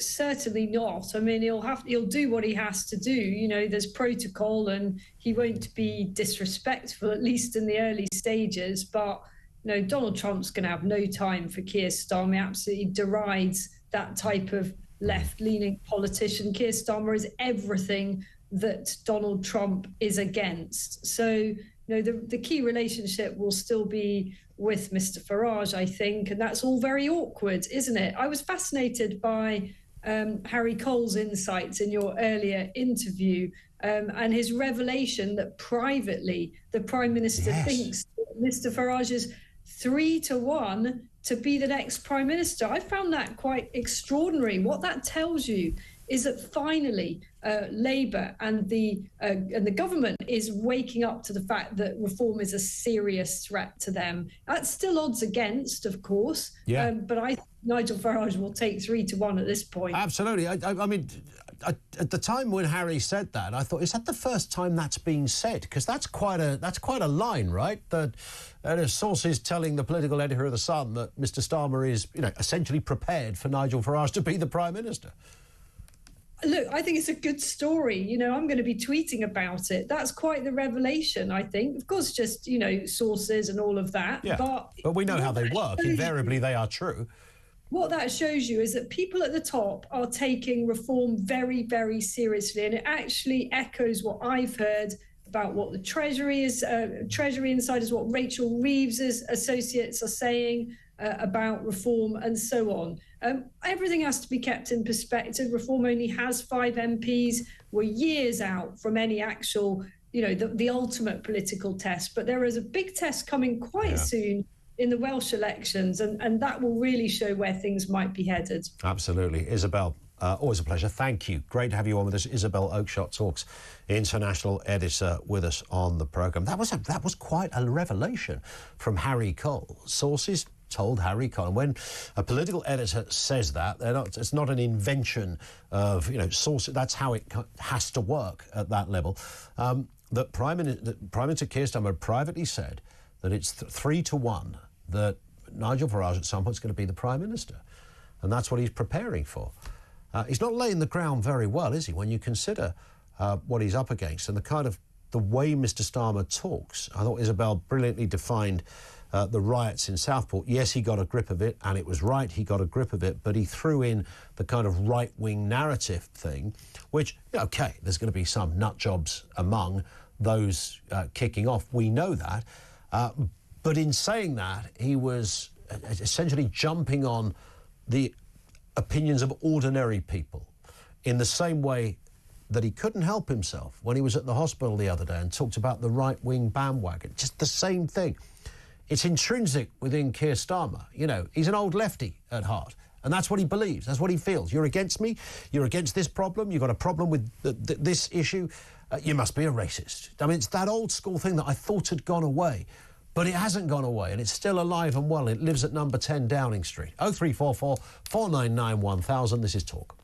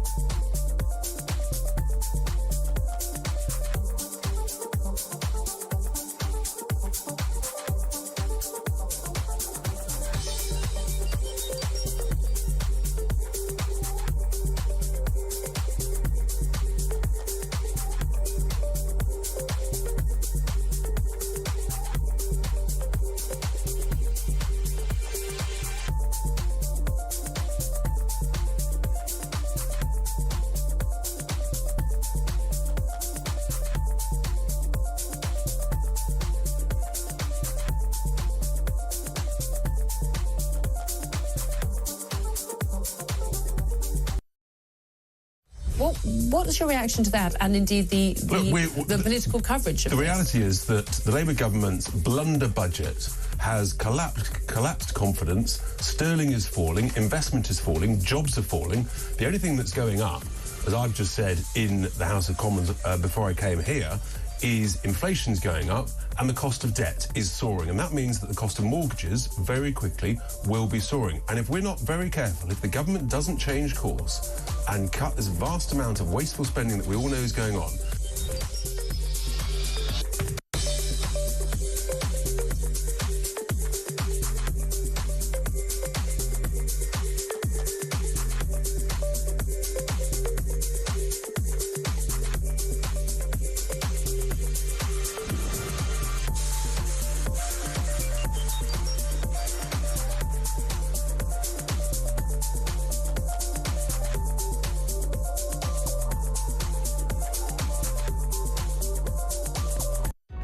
across the UK, on DAB+, on YouTube, on the app, on your mobile, the home of common sense. This is Talk. Been a busy old hour.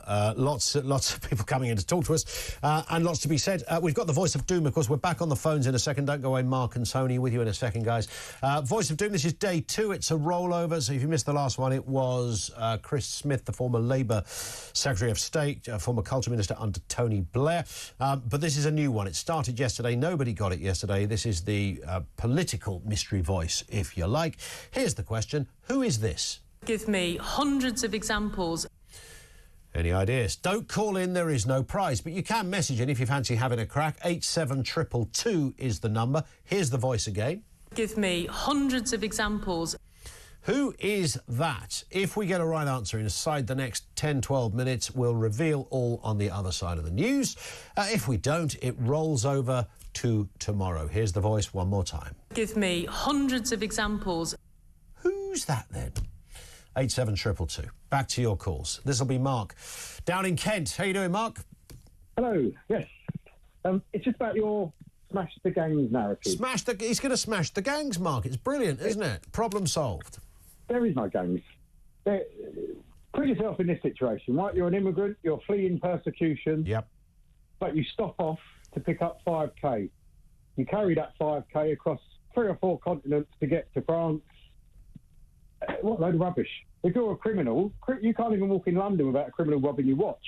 Why would a criminal let these people who are undocumented go all these continents without just taking their money off of them? No boats needed. So every one of those people have got... That's a good point. Every one of those people has got $5 in their pocket somewhere, or $3, whatever it happens to be. Yeah. And in the West, you try and get $3 or $5 without the bank asking you millions of questions. Spot on. Absolutely right, yes. So... You know, as a criminal, which are also giving them life jackets, by the way, there is no gangs. This is state-sponsored, whether it's from our government or other governments. So are you saying we don't need to tackle the gangs because we just tackle the individuals, or are you saying there are no gangs? There are no gangs. So who's supplying the boats? It's a state-sponsored thing, whether it's our state or another state. But why would we do it? I mean, it does sound, forgive me, it sounds a little bit conspiratorial. Yes, but then also, how can you say that you see these people, right? They're walking across 3 or 4 continents, they've got a backpack on them. Are you telling me that every one of them is carrying £3,000 or £5,000 in their backpack? That's a good point. I mean, I've never, ever considered that every person at some point who arrives in northern France has got 3,000 to 5,000 quid in their back pocket. What a load of rubbish. And if you're a criminal, why aren't you standing outside Calais robbing these people? Because you know... Because you know that they've got 3,000 to 5,000 quid in their back pocket. Yes. Cracking point. Mark, thank you for that. I love thinking outside the box. And I'm not sure whether the whole thing is state-sponsored, but the other point... that these will be people with a lot of cash on them, one assumes. Unless they're doing it by PayPal, of course. Tony is in Newbury. What have you got for us, Tony? Hi, Ian. Yeah, it's really good to speak to you. You too. I've been having a real good think about this smashing the gangs business. Yeah. And Keir Starmer. And what I have noticed is that he's definitely not smashing the gangs, and he's definitely not smashing any violent crime gangs or drug gangs or rape gangs. But I'll tell you what he is doing. He's smashing the pensioners. He's smashing national insurance. He's smashing the economy. He's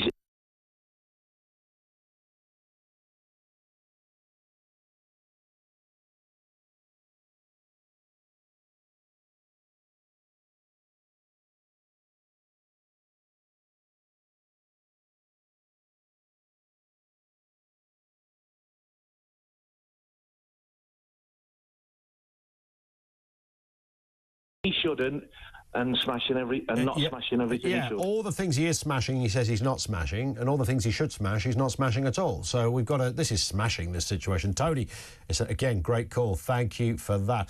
Dean in Dagenham, regarding Musk, he may have a case to meddle. After all, his grandmother was English. Gates and Fink meeting Starmer at number 10 just before the budget. What were they doing if not interfering?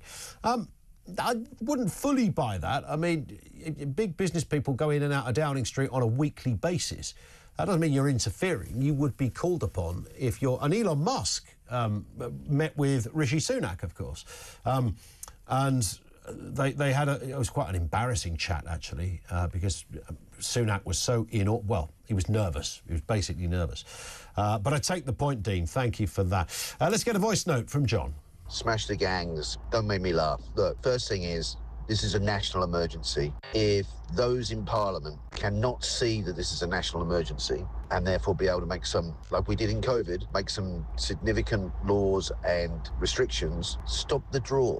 Stop the money, stop the hotels, stop the free legal aid, stop everything and make it known. And if you have to write a law that says you come by sea illegally, you will not gain asylum ever. You will be detained forever until you decide to go back. Too easy that though, John, isn't it? I mean, that might just make sense. And the last thing we need is something to make sense in this upside-down world. This one in from Anne. I'm confused. They're going to block the funds of people smugglers, suggest they know who the people smugglers are. If that is the case, why not arrest them on the charge of illegal trafficking charges, says Anne in Teesside. Correct. They can only confiscate funds and freeze assets once they've nicked the people smugglers. I mean, it's just a nonsense. It doesn't mean anything. 0344 499 1000.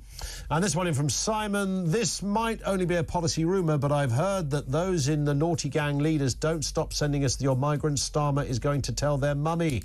You might be right, Simon, for that. Stand by. On the other side of the news, the voice of doom reveal. I say reveal, that's if we get an answer, a right answer. Have a listen to the voice again. Give me hundreds of examples. Don't call in, there is no prize, but you can message in if you want to have a crack at it, 87222, and we'll reveal all if we get a right answer. Lots to come in the next section. The lack of a grooming gang inquiry is still in the spotlight, all coming up after the news at 3.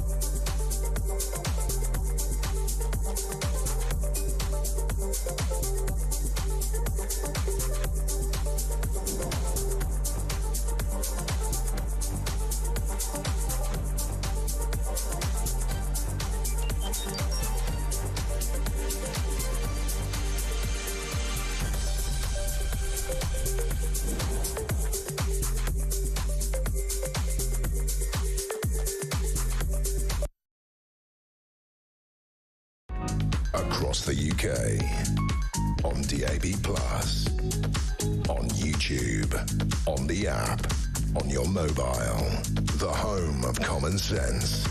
This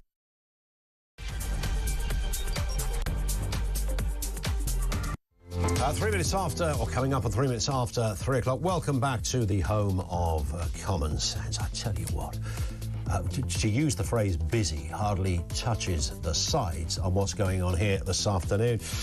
What do we got? We are talking about the people smuggling, of course. Gangs responsible for sending migrants across the channel in small boats are going to be targeted with Keir's latest initiative to smash the gangs. Apparently, it's a world first. There might be good reason for that.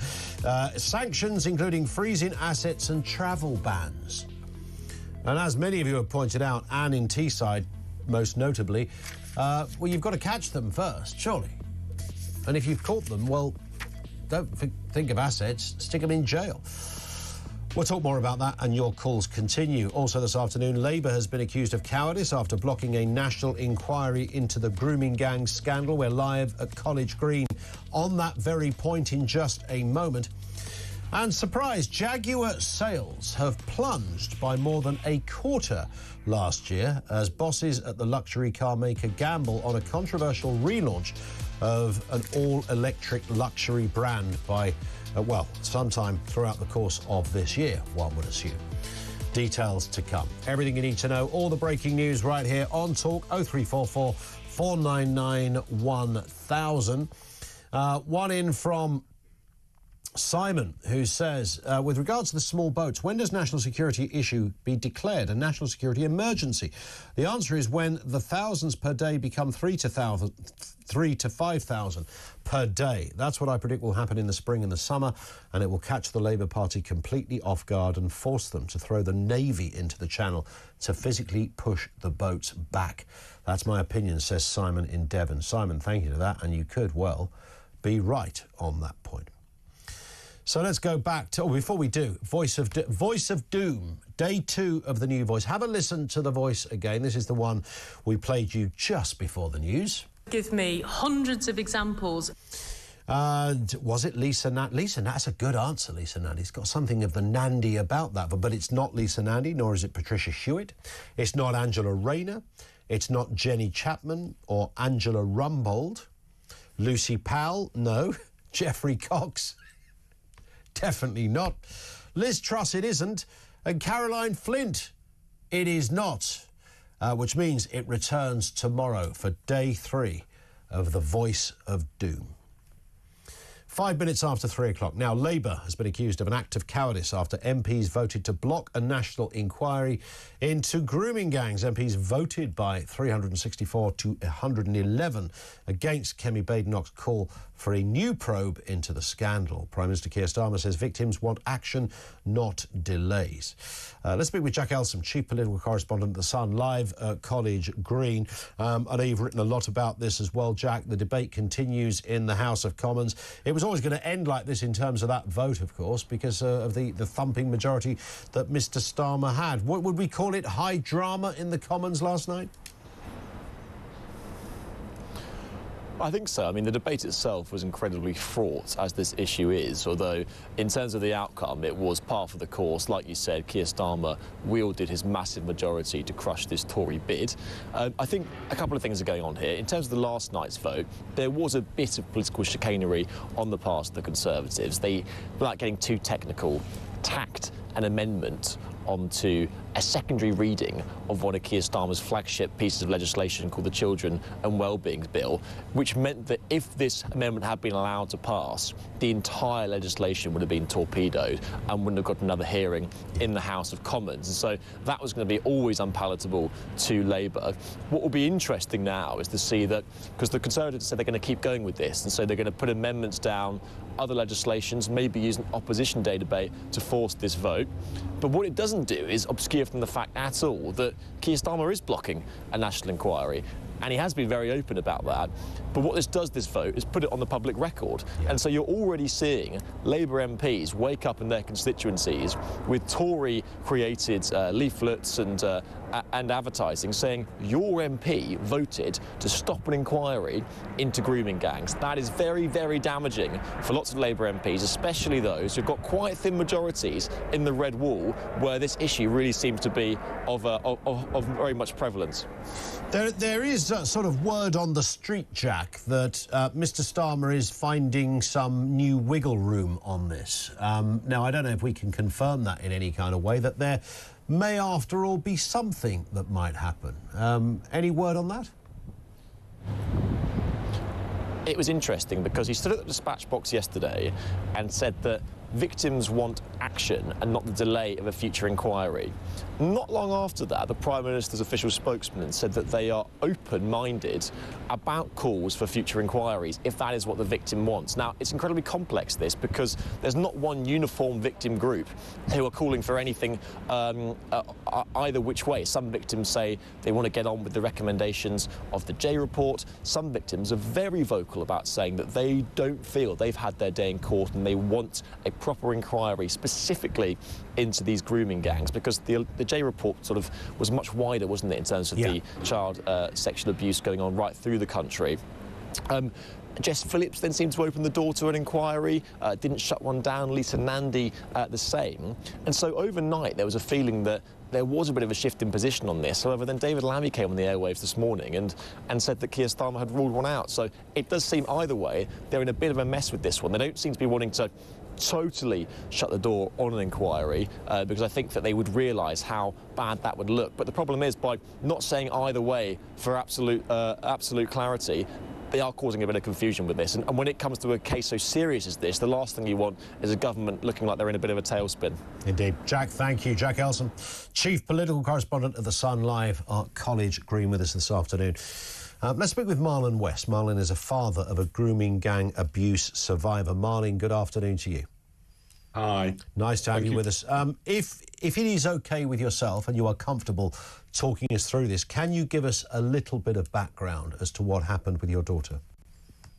So my daughter was groomed when she was 14. We live in the Tameside area, and she was groomed to Bury, Rochdale, then Bradford, and then back to Rochdale. One of my concerns is only recently Andy Burnham and GMP are apologising for historic grooming in Rochdale, yet it was only 2 years ago my daughter was groomed there. Yeah. Was this something that started out as, I don't know, being with the wrong crowd? Was it something else? How did... I think we're all intrigued. We hear this word. Yeah. We hear about young girls, vulnerable or not always vulnerable, and, from difficult backgrounds and not always difficult backgrounds. What is the story of how this sort of begins? OK, so just to give you some background with Scarlett, Scarlett went to private school when she was younger. Then when she went to high school, she went to an extremely good school. She owned her own horse for a couple of years. And, she'd come home from school, do her homework, sort her house out. Weekends, she'd be at the stables. And she was 13 and she was attacked in the bus station while she was on her own by 17 youths. Wow. And the police didn't particularly do very much. They investigated, but nobody was really arrested. And there was a bit of a personality change. Now, Scarlett was groomed by a white female. I think this is important. An adult white female who knocked around with a known gang within the area. And basically, she said she would protect her from this gang. Because Scarlett had gone to the police, the gang were after her again. She didn't know them. And this female said, I'll look after you. And that's how the grooming started. Right. And this... sorry. No, I was just going to say, no, not at all. I was just going to sort of add on to that. When did you become aware that something was happening? And was she initially in denial of there being anything going on? I quickly picked up on it, and it escalated really quick. So she was attacked when she was 13, just about to turn 14. Her personality changed really quickly. She became aggressive, secretive. Then what started happening was she would go missing. One night here, one night there, which was really out of character. She'd always be in my 8 o'clock. I was quite strict. And then from going missing maybe on a Friday night and a Saturday night, she'd go missing for weeks on a week here, 2 weeks there.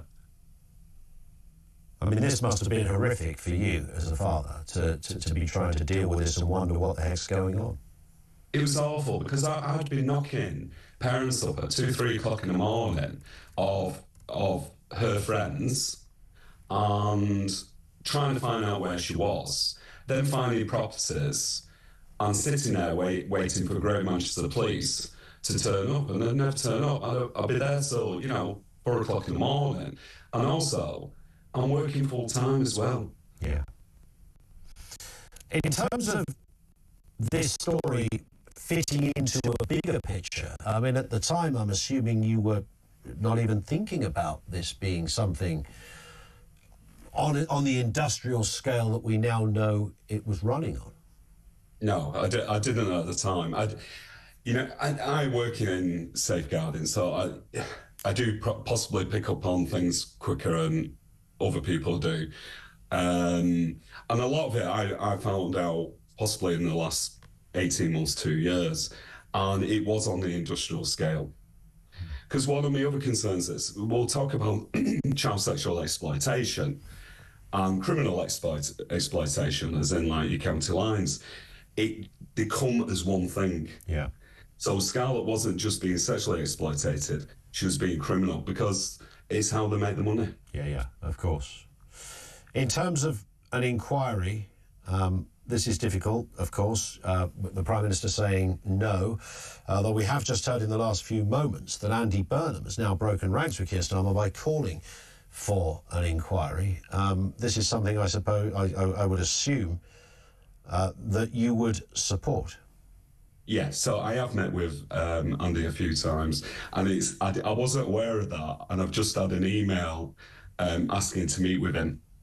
Right. So that fits into place. So I'm really overjoyed with that. Yeah, and you have met with other politicians like Jess Phillips and the like. Yeah, so I've met with Dame Vera Baird. I met with Jess Phillips in November, also requesting a national public inquiry. That was denied, obviously.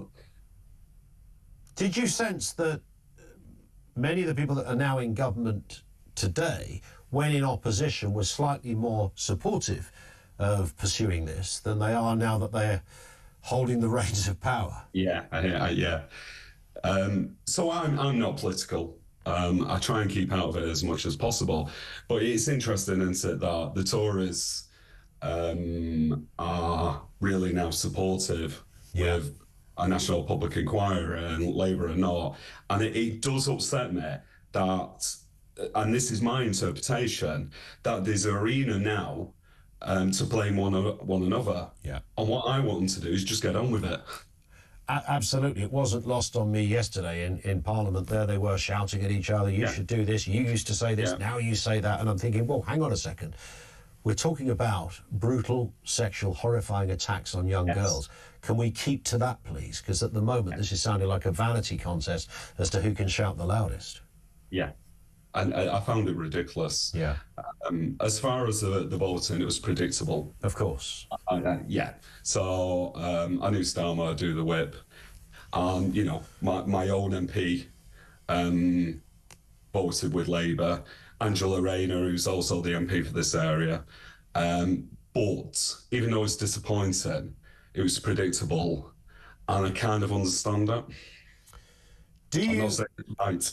Would you go as far as to say, Marlon, when it comes to this entire story, because we now know, this story sort of almost dripped out over a number of years. I mean, we early on, back in sort of 2011, we were aware that there was something big happening, but the entirety of it, now it's been put together, and there may even be more to come. We can see just how big this was.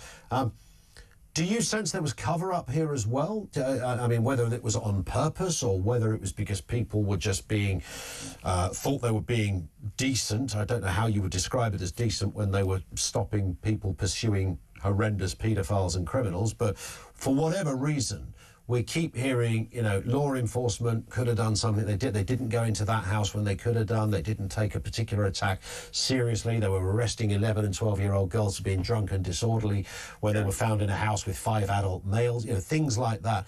Do you think cover-up describes it? Yes, in my experience. So I can only talk about my borough, which is Tameside. To this day, even though Scarlett has finished up going into care, they still wouldn't recognise that this was grooming. They put it down as life choices and a problematic child. How is your daughter doing now? So she's still under social services. She's 20, so she's under the aftercare team. What I would say is she's not seen a social worker since November. She's in a social services property. She isolates herself because she's terrified of going outside due to all the trauma. So I've got from one extreme of her going missing all the time to the other extreme of not leaving the property because she's that anxious. It's absolutely traumatized her. She has nightmares, she's depressed, and she still hasn't had any therapy through all this. Well, I hope she is eventually able to find that peace, but I can see that it's clearly a huge journey. It sounds like she has a very supportive family around her, Marlon, and thank you for speaking with us. Thank you so much. No, it's a pleasure to have you on with us, sir. Thank you. Marlon West, father of a grooming gang abuse survivor, and you heard it there. The lack of seriousness that was attached to what you might think would be the blinding obvious 13, 14-year-old girl. You would show, and then you heard him say it then, even when she was under the care of social services after this horrendous period of her life, they didn't want to seem to treat it. This was just a rogue, rebellious teenager. I'm paraphrasing now. Didn't really want to look at it as a kind of grooming gang thing. Now that's something else, not this. And that typifies graphically exactly what we're dealing with. The Baroness Jade report never really went into that element of detail, the cover-up, even people who thought they weren't covering up. I wasn't trying to be generous to people covering up paedophilia. I was trying to imagine what their thinking was.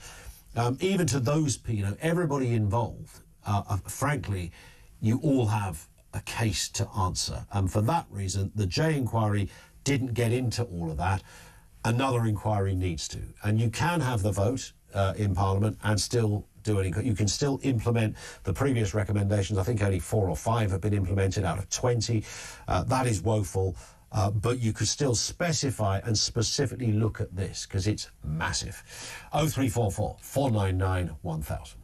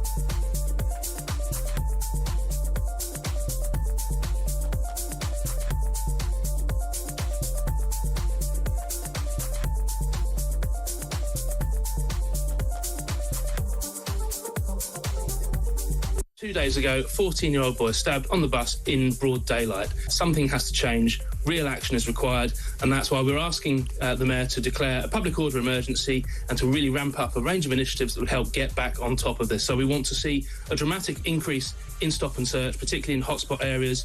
We want to boost police presence, and we want weapon sweeps across key areas in the capital. It's only by taking real action and real steps that we can get on top of this crisis before it gets any worse. Otherwise, we'll be on course for yet another record year of knife crime in our capital city, and it's simply not good enough.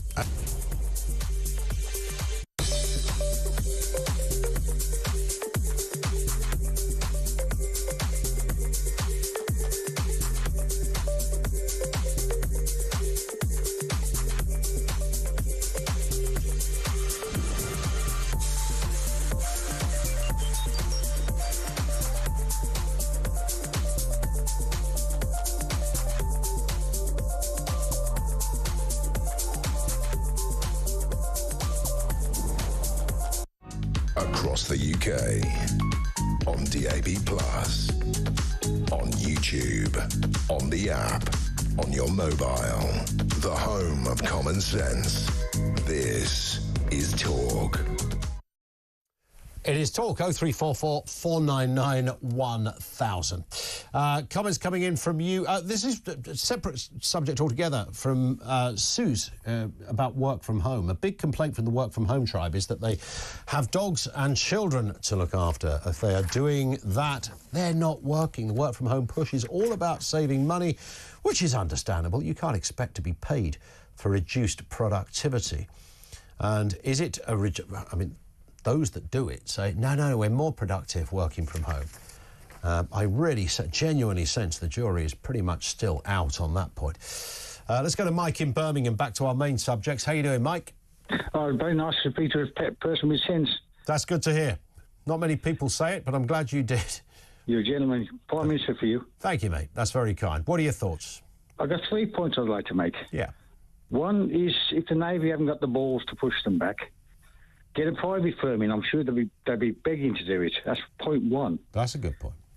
Point two is, if they just take them straight back to France, say, get off the boat, they go to their people and say, can I have another boat? They're going to say no, unless you pay again. In which case, they won't go back to France anymore. Yeah. They'll leave France. The third point is, I can't believe this, they'll all give them mobile phones when they get off the boat. Yeah, I've never known what I keep hearing this. I'm sure some do. Does everybody get a mobile phone? I mean, someone must have a job lot of Nokias sitting in a cupboard somewhere. Yeah, it's all like burner phones, I suppose they are. Well, but, yeah. I mean, the thing is, I mean, they've all got phones on the boat to phone the authorities. Yeah. Where do those phones go? They don't go overboard. No way. Yeah. Another thing I'd like to know, when they get off the boat, are they strip searched? Which they should be. You've got weapons, you'd like anything. to think that if somebody's just pitching up in another country, there'd be some kind of search take place. But I seem to see a lot of people with blankets and cups of Horlicks sitting on the beach waiting. But I don't know whether I've ever seen, certainly envision, anyone being strip searched. But you might think that would be just sort of point one, right? Common sense. Yeah, absolutely. Search them. I mean, if they got a phone. There's things like plastic bags and orifices where they can be hidden. We all know that. Yep. But if they need a phone, they should have a call centre somewhere with interpreters there and say, there's a phone, give us the number you want to phone. I mean, we never ever... It's a really good point as well you've raised, Mike, and thank you for calling, by the way, and thank you for your kind words at the beginning. We never really see what that looks like. 800 people... Was it Christmas Day, Boxing Day? 850 people in those 2 days. Came over on boats. I mean, what does that look like physically? I mean, think of nearly 1,000 people suddenly, in a street somewhere or in a field. That's quite a lot of people. And the Border Force are dealing with that group of... How do they do that? You can't have enough people to deal with that amount of people, even, half one day and half the other. So it was only 425 there. That's still a lot of people to deal with. What do? Do they get on a coach? You never see this side of it. Do they go in a big room, sort of an aircraft hangar, or they hang around until somebody comes in with a clipboard? What's that process like? If we knew more about that side of it, then I think that would be rather helpful. I think we deserve to know more about that side of it. Simon's in Hampshire. What are your thoughts, Simon? Afternoon to you. Hi, good afternoon, Ian. Thanks very much for the call. Nice to speak to you again. Yeah, just a couple of points. Unfortunately, where the immigration is used as political points, is the fact that the general public don't know there are two massive elephants in the room. The first being that, as somebody pointed out, there's 22 miles or so of water between the two countries. Yep. Only 12 miles of that is ours. The others is France. Yep. Now, we can't simply just go back into French waters. That's tantamount to invading another country. So, we can only push them as far as our territorial waters, which is the 12-mile limit. What would happen if we did? I mean, if literally... I mean, I understand... go back again. I understand logistically it's quite hard to do that. I get that. Yeah, but if you literally said, right, OK, follow us, we're the Royal Navy, we're taking you back to France, is the French Navy going to turn up and sort of fire a cannon at us or something? No, but it is tantamount to invading another country, and we'd never get them on the shore. The second thing is that never spoken about is as they come over into our waters, then it's declared what's called distress. It's a Coast Guard thing, but they're declared distress. Now, once that happens, internationally, there's a convention called SOLAS, which is Safety of Life at Sea. Once that is in distress, any mariner is duty-bound by international law to render assistance. Indeed. No, I understand that. And to take them to the closest safest point and all of that refuge. business. Yeah, which is the UK. So, therefore, even our Border Force vessels or whatever have to, by law, take them on board, and all they need to do is hold a or say they're sinking or whatever it is, that is automatically deemed distress. Therefore, they have to be taken back to the UK. We can't take them to the France. No, I get that. But there are apparently other ways that could be dealt with in terms of if those people on boats were then, when they arrive in the UK, as you rightly say, there are legal obligations and some would say moral obligations. I don't want to see people die, but nonetheless, I do want to see people... in whatever it takes, put off from making that journey. So if those people were then put onto a larger vessel and that vessel was taken over to France, could it not be argued, in fact, I think Richard Tice says that there are international laws that do allow the UK to take people back to France? There probably are, but unfortunately, because most of them that come over aren't documented, they can't anyway. There's a whole raft of bits and pieces that we're not too aware of. Yep. But, we need to change the system of our benefit system. So we need to change things internally. First thing, I don't know why there's such reticence, as why we don't get issued ID cards. Sure. I carried one in South Africa for 30 years. There's no, we've got driver's license. We've got all sorts of bits and pieces. What's wrong with us having an ID card? And if you don't have an ID card, then you are not eligible for the benefit system. There it is. Listen, Simon, thank you very much indeed for that. 0344 499 1000. This one from Alan in Peterborough referenced the vote in Parliament yesterday. Alan says, I just counted the number of MPs who never voted on the bill yesterday, over 170. What the hell are we paying MPs for? Keep up the good work. It's interesting, that, isn't it? Somebody else making the point here, Simon in Nottingham. Nobody is making a big thing about the fact the Prime Minister and his deputy were not even there at the vote yesterday. So now he can say he didn't vote against it, but he made his MPs vote against it. So he can now throw them under a bus. All those Labour MPs should be knocking on his door, demanding to know why he wasn't there. It is pretty much conventional on those kind of votes that the Prime Minister doesn't vote. I'm not saying that as a defence of Keir Starmer. I'm just highlighting what usually happens on votes such as that. And Mark referenced our previous call from the father, our guest, a father of a grooming gang, victim. Mark says, listening to your caller is heartrending. Why are the police not held accountable, along with social services and politicians? Nobody was joining dots when they should have been joining dots. And you know what? Some of those dots, you do have to be quite forensic to join them. But others are in plain sight. Quite easy to go, right, that's connected to that, and that is connected to that. And I think we can all extrapolate what the problem is. But none of that was going on. We can see it all now. We've put the whole thing together. But the dots were not joined, and that is not just woeful, it's criminal. And heads should roll. There is not a single person that currently is in the chiller for what happened. Not a single person is in jail. It reminds me of when the banking... Well, there's two things it reminds me of. One is Jeffrey Epstein in the States, which we are told was industrial-scale child abuse. I mean, I think there's some overplaying on who apparently attended this island. And even those who did, I'm sure many did legitimately back in the day when they were doing legitimate things. But put all the social media mischief aside, it seems extraordinary that this whole story, which was based apparently on, you know, a huge amount of abuse, and there's one person in jail, and that's a woman, and that seems incredible. That's Maxwell, of course. And the other one was when the economy collapsed and everything happened in the United States, the whole Fannie Mae thing and the global meltdown. People monkeying around with the money markets, doing iffy things. I think there was one person went to jail. I mean, this was up there with COVID in terms of global disruption. No one's in the state penitentiary? Curious, huh? 0344 499 1000. This is Talk.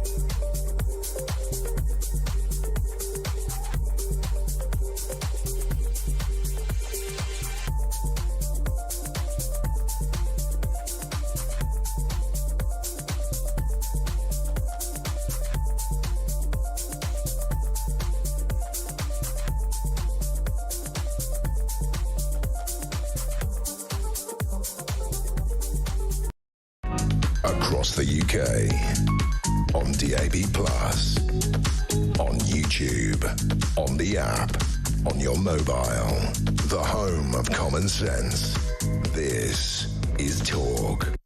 It is Talk. More comments coming in. One here from Ken in Lancashire. Forgive me, Ken in Lancashire. I thought those PMs I thought the PM was a top gang smasher as the DPP. Does he know anything about organised crime? Does he not know they have professional bankers, money movers that keep the business hidden and highly lucrative? He's more of a Boy Scout bully than a gang smasher. Hopeless, says Ken. That's a good point, actually. I think you haven't got to watch many sort of Netflix shows. You haven't got to know lots about El Chapo and goodness knows who else to know how these things operate. And they certainly don't operate by going down to Santander and depositing a cheque at cashier number 2. It doesn't happen like that. This will be Paul in Burnley on the issue of migration. How you doing, Paul? I'm fine, Ian. How are you? Very good, thanks. Yeah, what are your thoughts?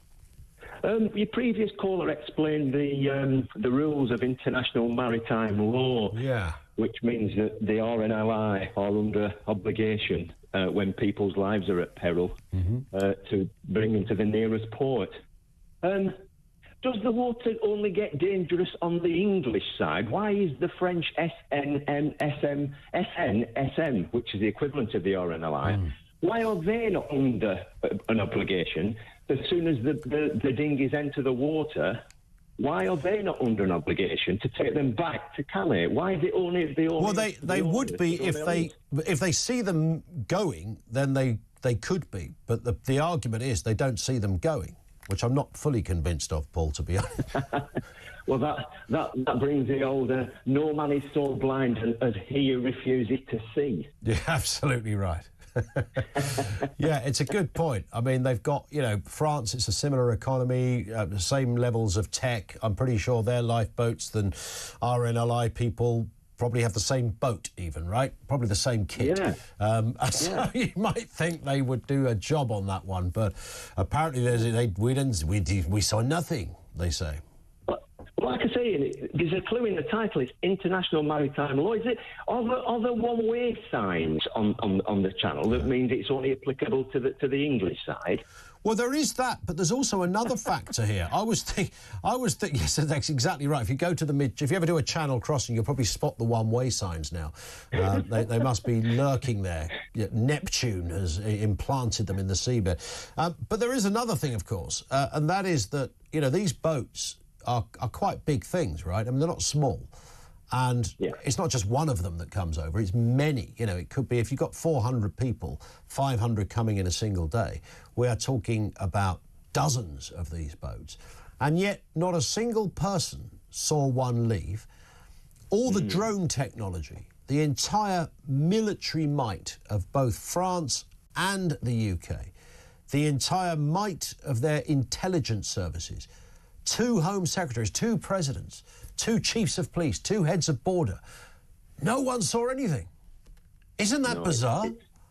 Yeah, I think they've got Inspector Clouseau running the whole shebang. Yeah, I think great use of the word shebang as well. Much underused, I have to say. Good work. Paul, thank you very much indeed for that. Says Paul in Burnley on migration. Apparently, I think the figure is, don't quote me on this, I think the French claim that they do stop about 1/3 of the boats. We just don't hear about it. Well, not only do we not hear it, I don't see much photographic evidence of that. Wouldn't there be at least one photographer on the mooch, on the beach, over there in Boulogne or Dunkirk or wherever else it might be from the French coast? Would there be somebody go, oh, look, here's 50 people getting arrested on a boat? I'm sure there's something out there, but that would be... If you're stopping 1/3 of them, I would imagine there'd be quite a lot of evidence to back that up. Phil's in Hertfordshire on this same point. Phil, what have you got for us? Good afternoon, Ian. Afternoon. Ian, one of your texters has already mentioned this. Look, if they know, they're going to stop the bank accounts and freeze their assets, they know these people are. Go and get them. It's as simple as that. Go and get them. Yeah, if they know who they are, then get them. But what I'm guessing here, Phil, is that they don't know who they are. They're just going, if we catch them, we're going to freeze their asset. I mean, man alive, if you're a people trafficker, if that's the right term, a smuggler, and you're caught, the least of your worries is that you're going to have your Oyster card cancelled. I mean, these, Absolutely. You're going to jail for about 30 years if you're caught. So I think that would be probably the bigger concern. You would. I know, we can see that, Ian, and we know that. I mean, they're either complete and utter imbeciles or they think we're mugs. Yeah. It's only one of those, isn't it? And I really do think this government has just taken us for mugs on everything. It really does. I mean, I know these are cliches, but there is that very real sense. I think more than anything, though, Phil, I don't think they're very good. I mean, even if I disagree, I don't mind disagreeing with somebody, but you can often disagree with somebody and say, God, they're good. They're good at what they do. Mick Lynch, the old union bod, has announced he's retiring today. The guy's really good, right? He's a really good union bloke and brilliant as a representative. I don't agree with him, but he's good. But this lot, you look at and you think, man, you are out of your depth big time. I know, and God only knows who's advising them.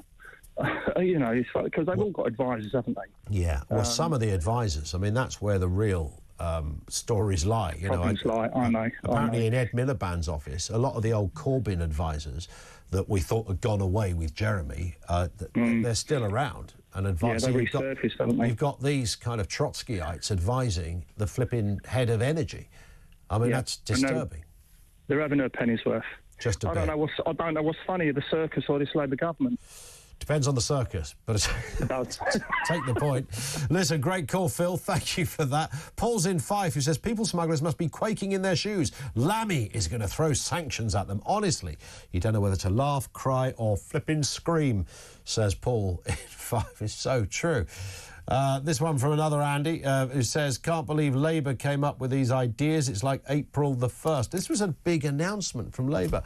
We're going to freeze the asset like we can with, you know, terrorists and who is the other group they cited? But that kind of thing.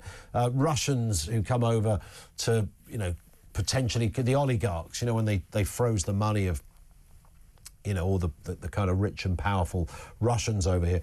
Well, yeah, if you can find them, but if you can find them, arrest. There'd be a trial right now, wouldn't there? We'd be reporting on it every single day. The trial at the Old Bailey of the people smuggler. Findus McPhee has just been nicked people smuggling. He'd be there every day. We'd be following it. You'd be seeing him going in and out of court. He'd be turning up in one of those big prison vans. Wow, big trial. This fella facilitated thousands of people to come across the channel. We would be talking about it, but they ain't nicked any of these people as far as we can see. 0344 499 1000. We're going to change gear, quite literally, in a couple of moments. We're going to be talking to Quentin Wilson, the motoring journalist, of course. This is Jaguar. Remember, Jaguar had this big, bright, shiny, bohemian, very progressive new image unveiled at the tail end of last year. Interesting that sales have dropped by more than a quarter ahead of their relaunch. Now, they would say, well, that's why we're having a relaunch. Details to come with Quentin Wilson joining us next.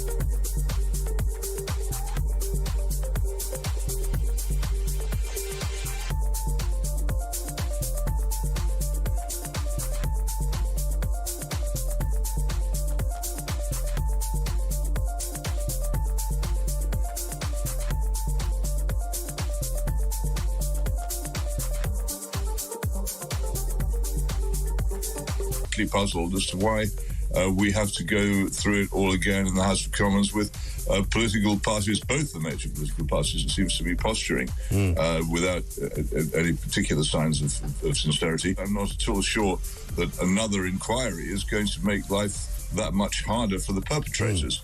And I'm not absolutely sure why it is we're discussing this, apart from the desire of certain American persons to intervene in our politics for reasons I don't fully understand. Yes, I mean, it is kind of ironic that we are discussing it really as a result of Elon Musk.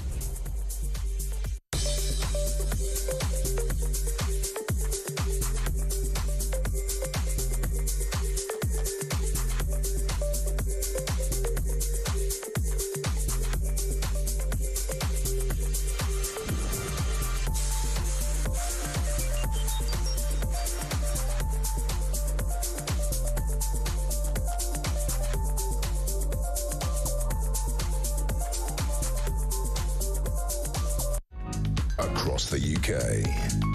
On DAB+, on YouTube, on the app, on your mobile. The home of common sense. This is Talk.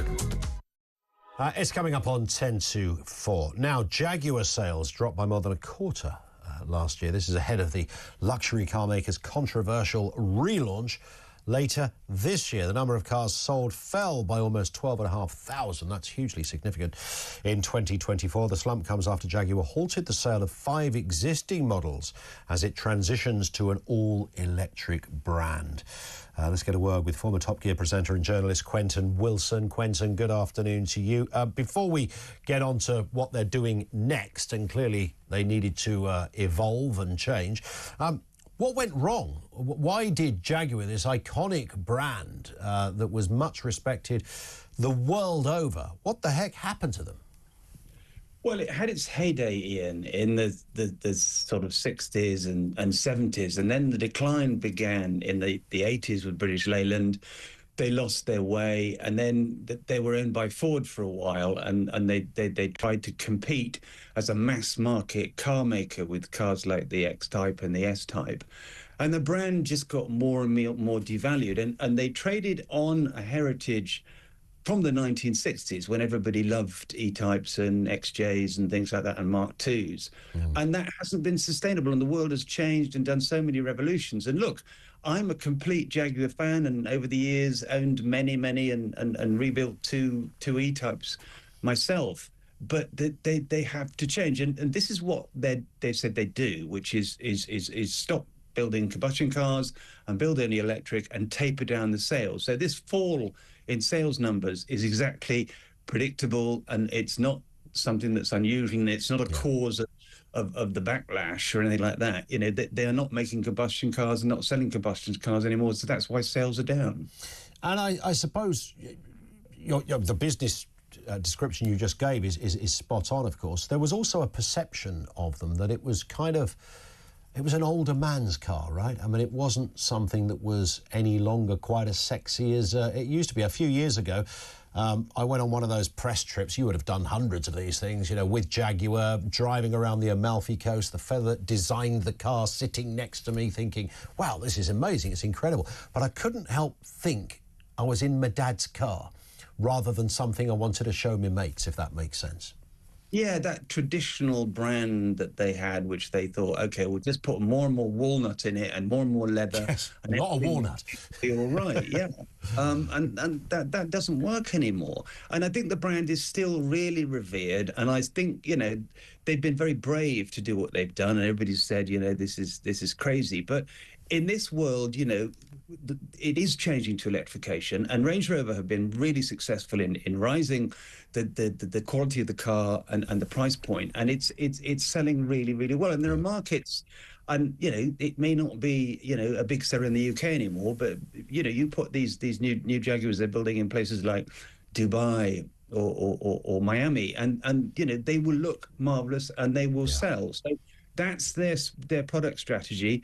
It's brave and it's controversial, but I think it's the right strategy, and I hope that brand prospers and survives. And I've seen the prototype in the flesh, Ian, and they've graciously showed it to me, and I sat in it, and it is the most sensational and amazing thing you've ever seen. Wow! And the new models that that is going to be based on will be even better and not quite so controversial. But that's what people want these days. Certainly, these high net worth people who Jaguar are targeting. They want a really dramatic statement of the future, and it's not old blokes like me and you who have lived through this lovely period of classic Jaguars. It's to a completely new market, and that's what they're aiming for. Yeah, I was going to say, and is it still, when you sat in it, did it feel like a Jaguar, or did it feel like something completely different? It felt like something completely different, but great and challenging and edgy. And fun and involving, much more so than, you know, a bit of leather and a bit of walnut. Because they kept them on. Not even a nod to some walnut in there? No nods to walnuts. No nods to walnuts. This is an outrage. In terms of their ad campaign at the tail end of last year, of course, they came in for a bit of stick, and I'm sure, actually, the PR boys over there at Jaguar would have been absolutely fine with it. Massive publicity, but it was a kind of sort of gender-fluid Rainbow Alliance diversity fest, and we all saw it. It did grab attention, and I guess that's probably exactly what they wanted. Yeah, I mean, I would have advised them that probably wasn't the road to go down.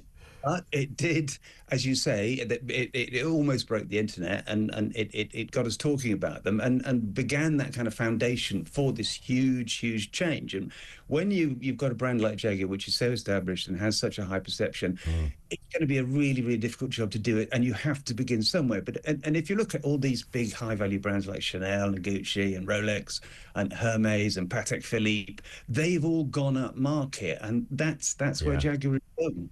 And they will be all electric, is that right?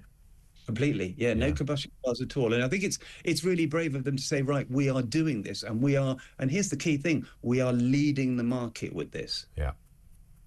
I think you were the first, not necessarily the first person, but certainly the first journalist, I suppose. You were a very big early adopter of EVs. I remember, Quentin, you telling me that you'd always supported, certainly the concept. There were some iffy ones around, and there still are some ones you would perhaps avoid, and we can all argue that it's work in progress. But what we can't argue is that they're going away, because this is certainly in the next few decades going to be the future of car manufacturing.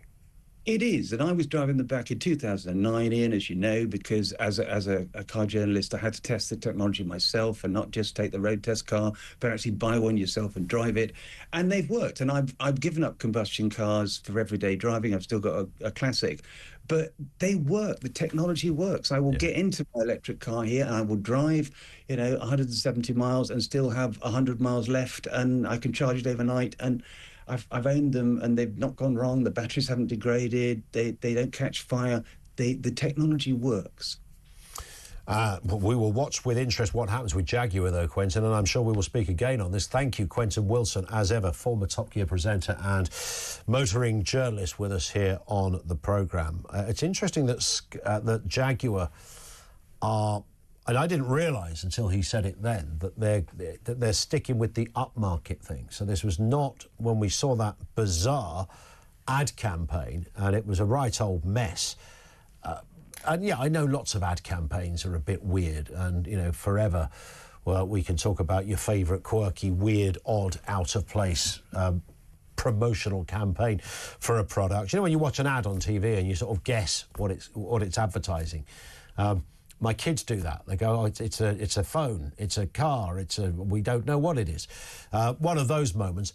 I thought with that campaign, what Jaguar were going to do was then launch into a younger market. I thought that was the idea, that this was going to be about attracting away from the old boys and the walnut dash, as Quentin mentioned, into something more kind of contemporary. But apparently not. They're going for a richer market. They want this is Bugatti territory, I would imagine. It's the kind of stuff they want the big boys with the big bucks to be buying. So the ad really just drew attention to them, I suppose. We're pretty much done. But fear not, on the other side of the news, Peter Cargwell is going to be here. In for Jeremy. It's going to be a... No, you're not in for Jeremy, are you? Because he doesn't do Thursdays now. He doesn't do Thursdays anymore. So it's Peter 3 day a week was enough for him. It's a Peter... Indeed, yes. I mean, he grew up in the 1970s. He grew up in the... He's knackered. He's aware of that, yeah. Absolutely knackered by that. 3 day weeks is what he likes best. That's it. So what's happening after 4, Peter? Well, I mean, there's quite a big political earthquake, really, with Andy Burnham saying that there should be an inquiry. I mean, lots of people agree with him, and that's fine, but he's really split with Keir Starmer on this. Yeah. This row rumbles on. It's now over a week since Elon Musk sent those tweets, and here on Talk, we've been covering it every single day, whereas other parts of the media have been not covering it for long parts of that. We also have, we're talking as well about the financial issues as well, the gilt yields, and the fact that borrowing is more expensive now than it has been for years. We'll talk to Nicky Morgan about that, who's a former Education Secretary. She's got a big financial mind as well, former chairwoman of the Finance Select Committee as well. there's quite a lot in that as well. Also, Liz Truss has threatened Keir Starmer with legal action for saying she crashed the economy. She sent what's called a cease and desist letter. I don't know if you ever received one yourself, but I've received two. Have you received it? I've received cease and desist letters. I get a lot of letters. texts every day telling me to shut up. Cease, desist. Yeah. No, it's kind of scary because they say things like, we'll take it to the High Court and the Supreme Court and, we'll go as far as we need to go sort of thing. But it's essentially a, sit down and be quiet kind of thing. But Keir Starmer has already said that he's not going to do that. So that'll be very, very interesting to see what happens there. We're talking about, the LA wildfires. Do you know who's responsible for them? Oh, I can't wait for this. The Jews. Is that right? So according to a pro-Gaza anti-genocide fact check, it's not genocide, activist in Los Angeles, in fact in Washington, they're saying that giving too much money or taking money away from the wildfires and giving it to the Israelis, that's why the wildfires have happened. I mean, really? We're through the looking glass here, so we'll talk about that as well. We're not just through it, we've gone back and back in again. Yes, I mean, exactly. It's that we're thoroughly embedded. It's the new place to be in terms of wacky belief systems. And it's just as pure anti-Semitism as usual. So we'll be talking about that. We'll be talking about the march as well. The Palestinian Solidarity Commission Committee is wanting to start its march in London. Where? Outside the central the Jewish temple. So indeed. And Jimmy Carter's funeral is underway. You were a special advisor to Jimmy Carter, of course. So you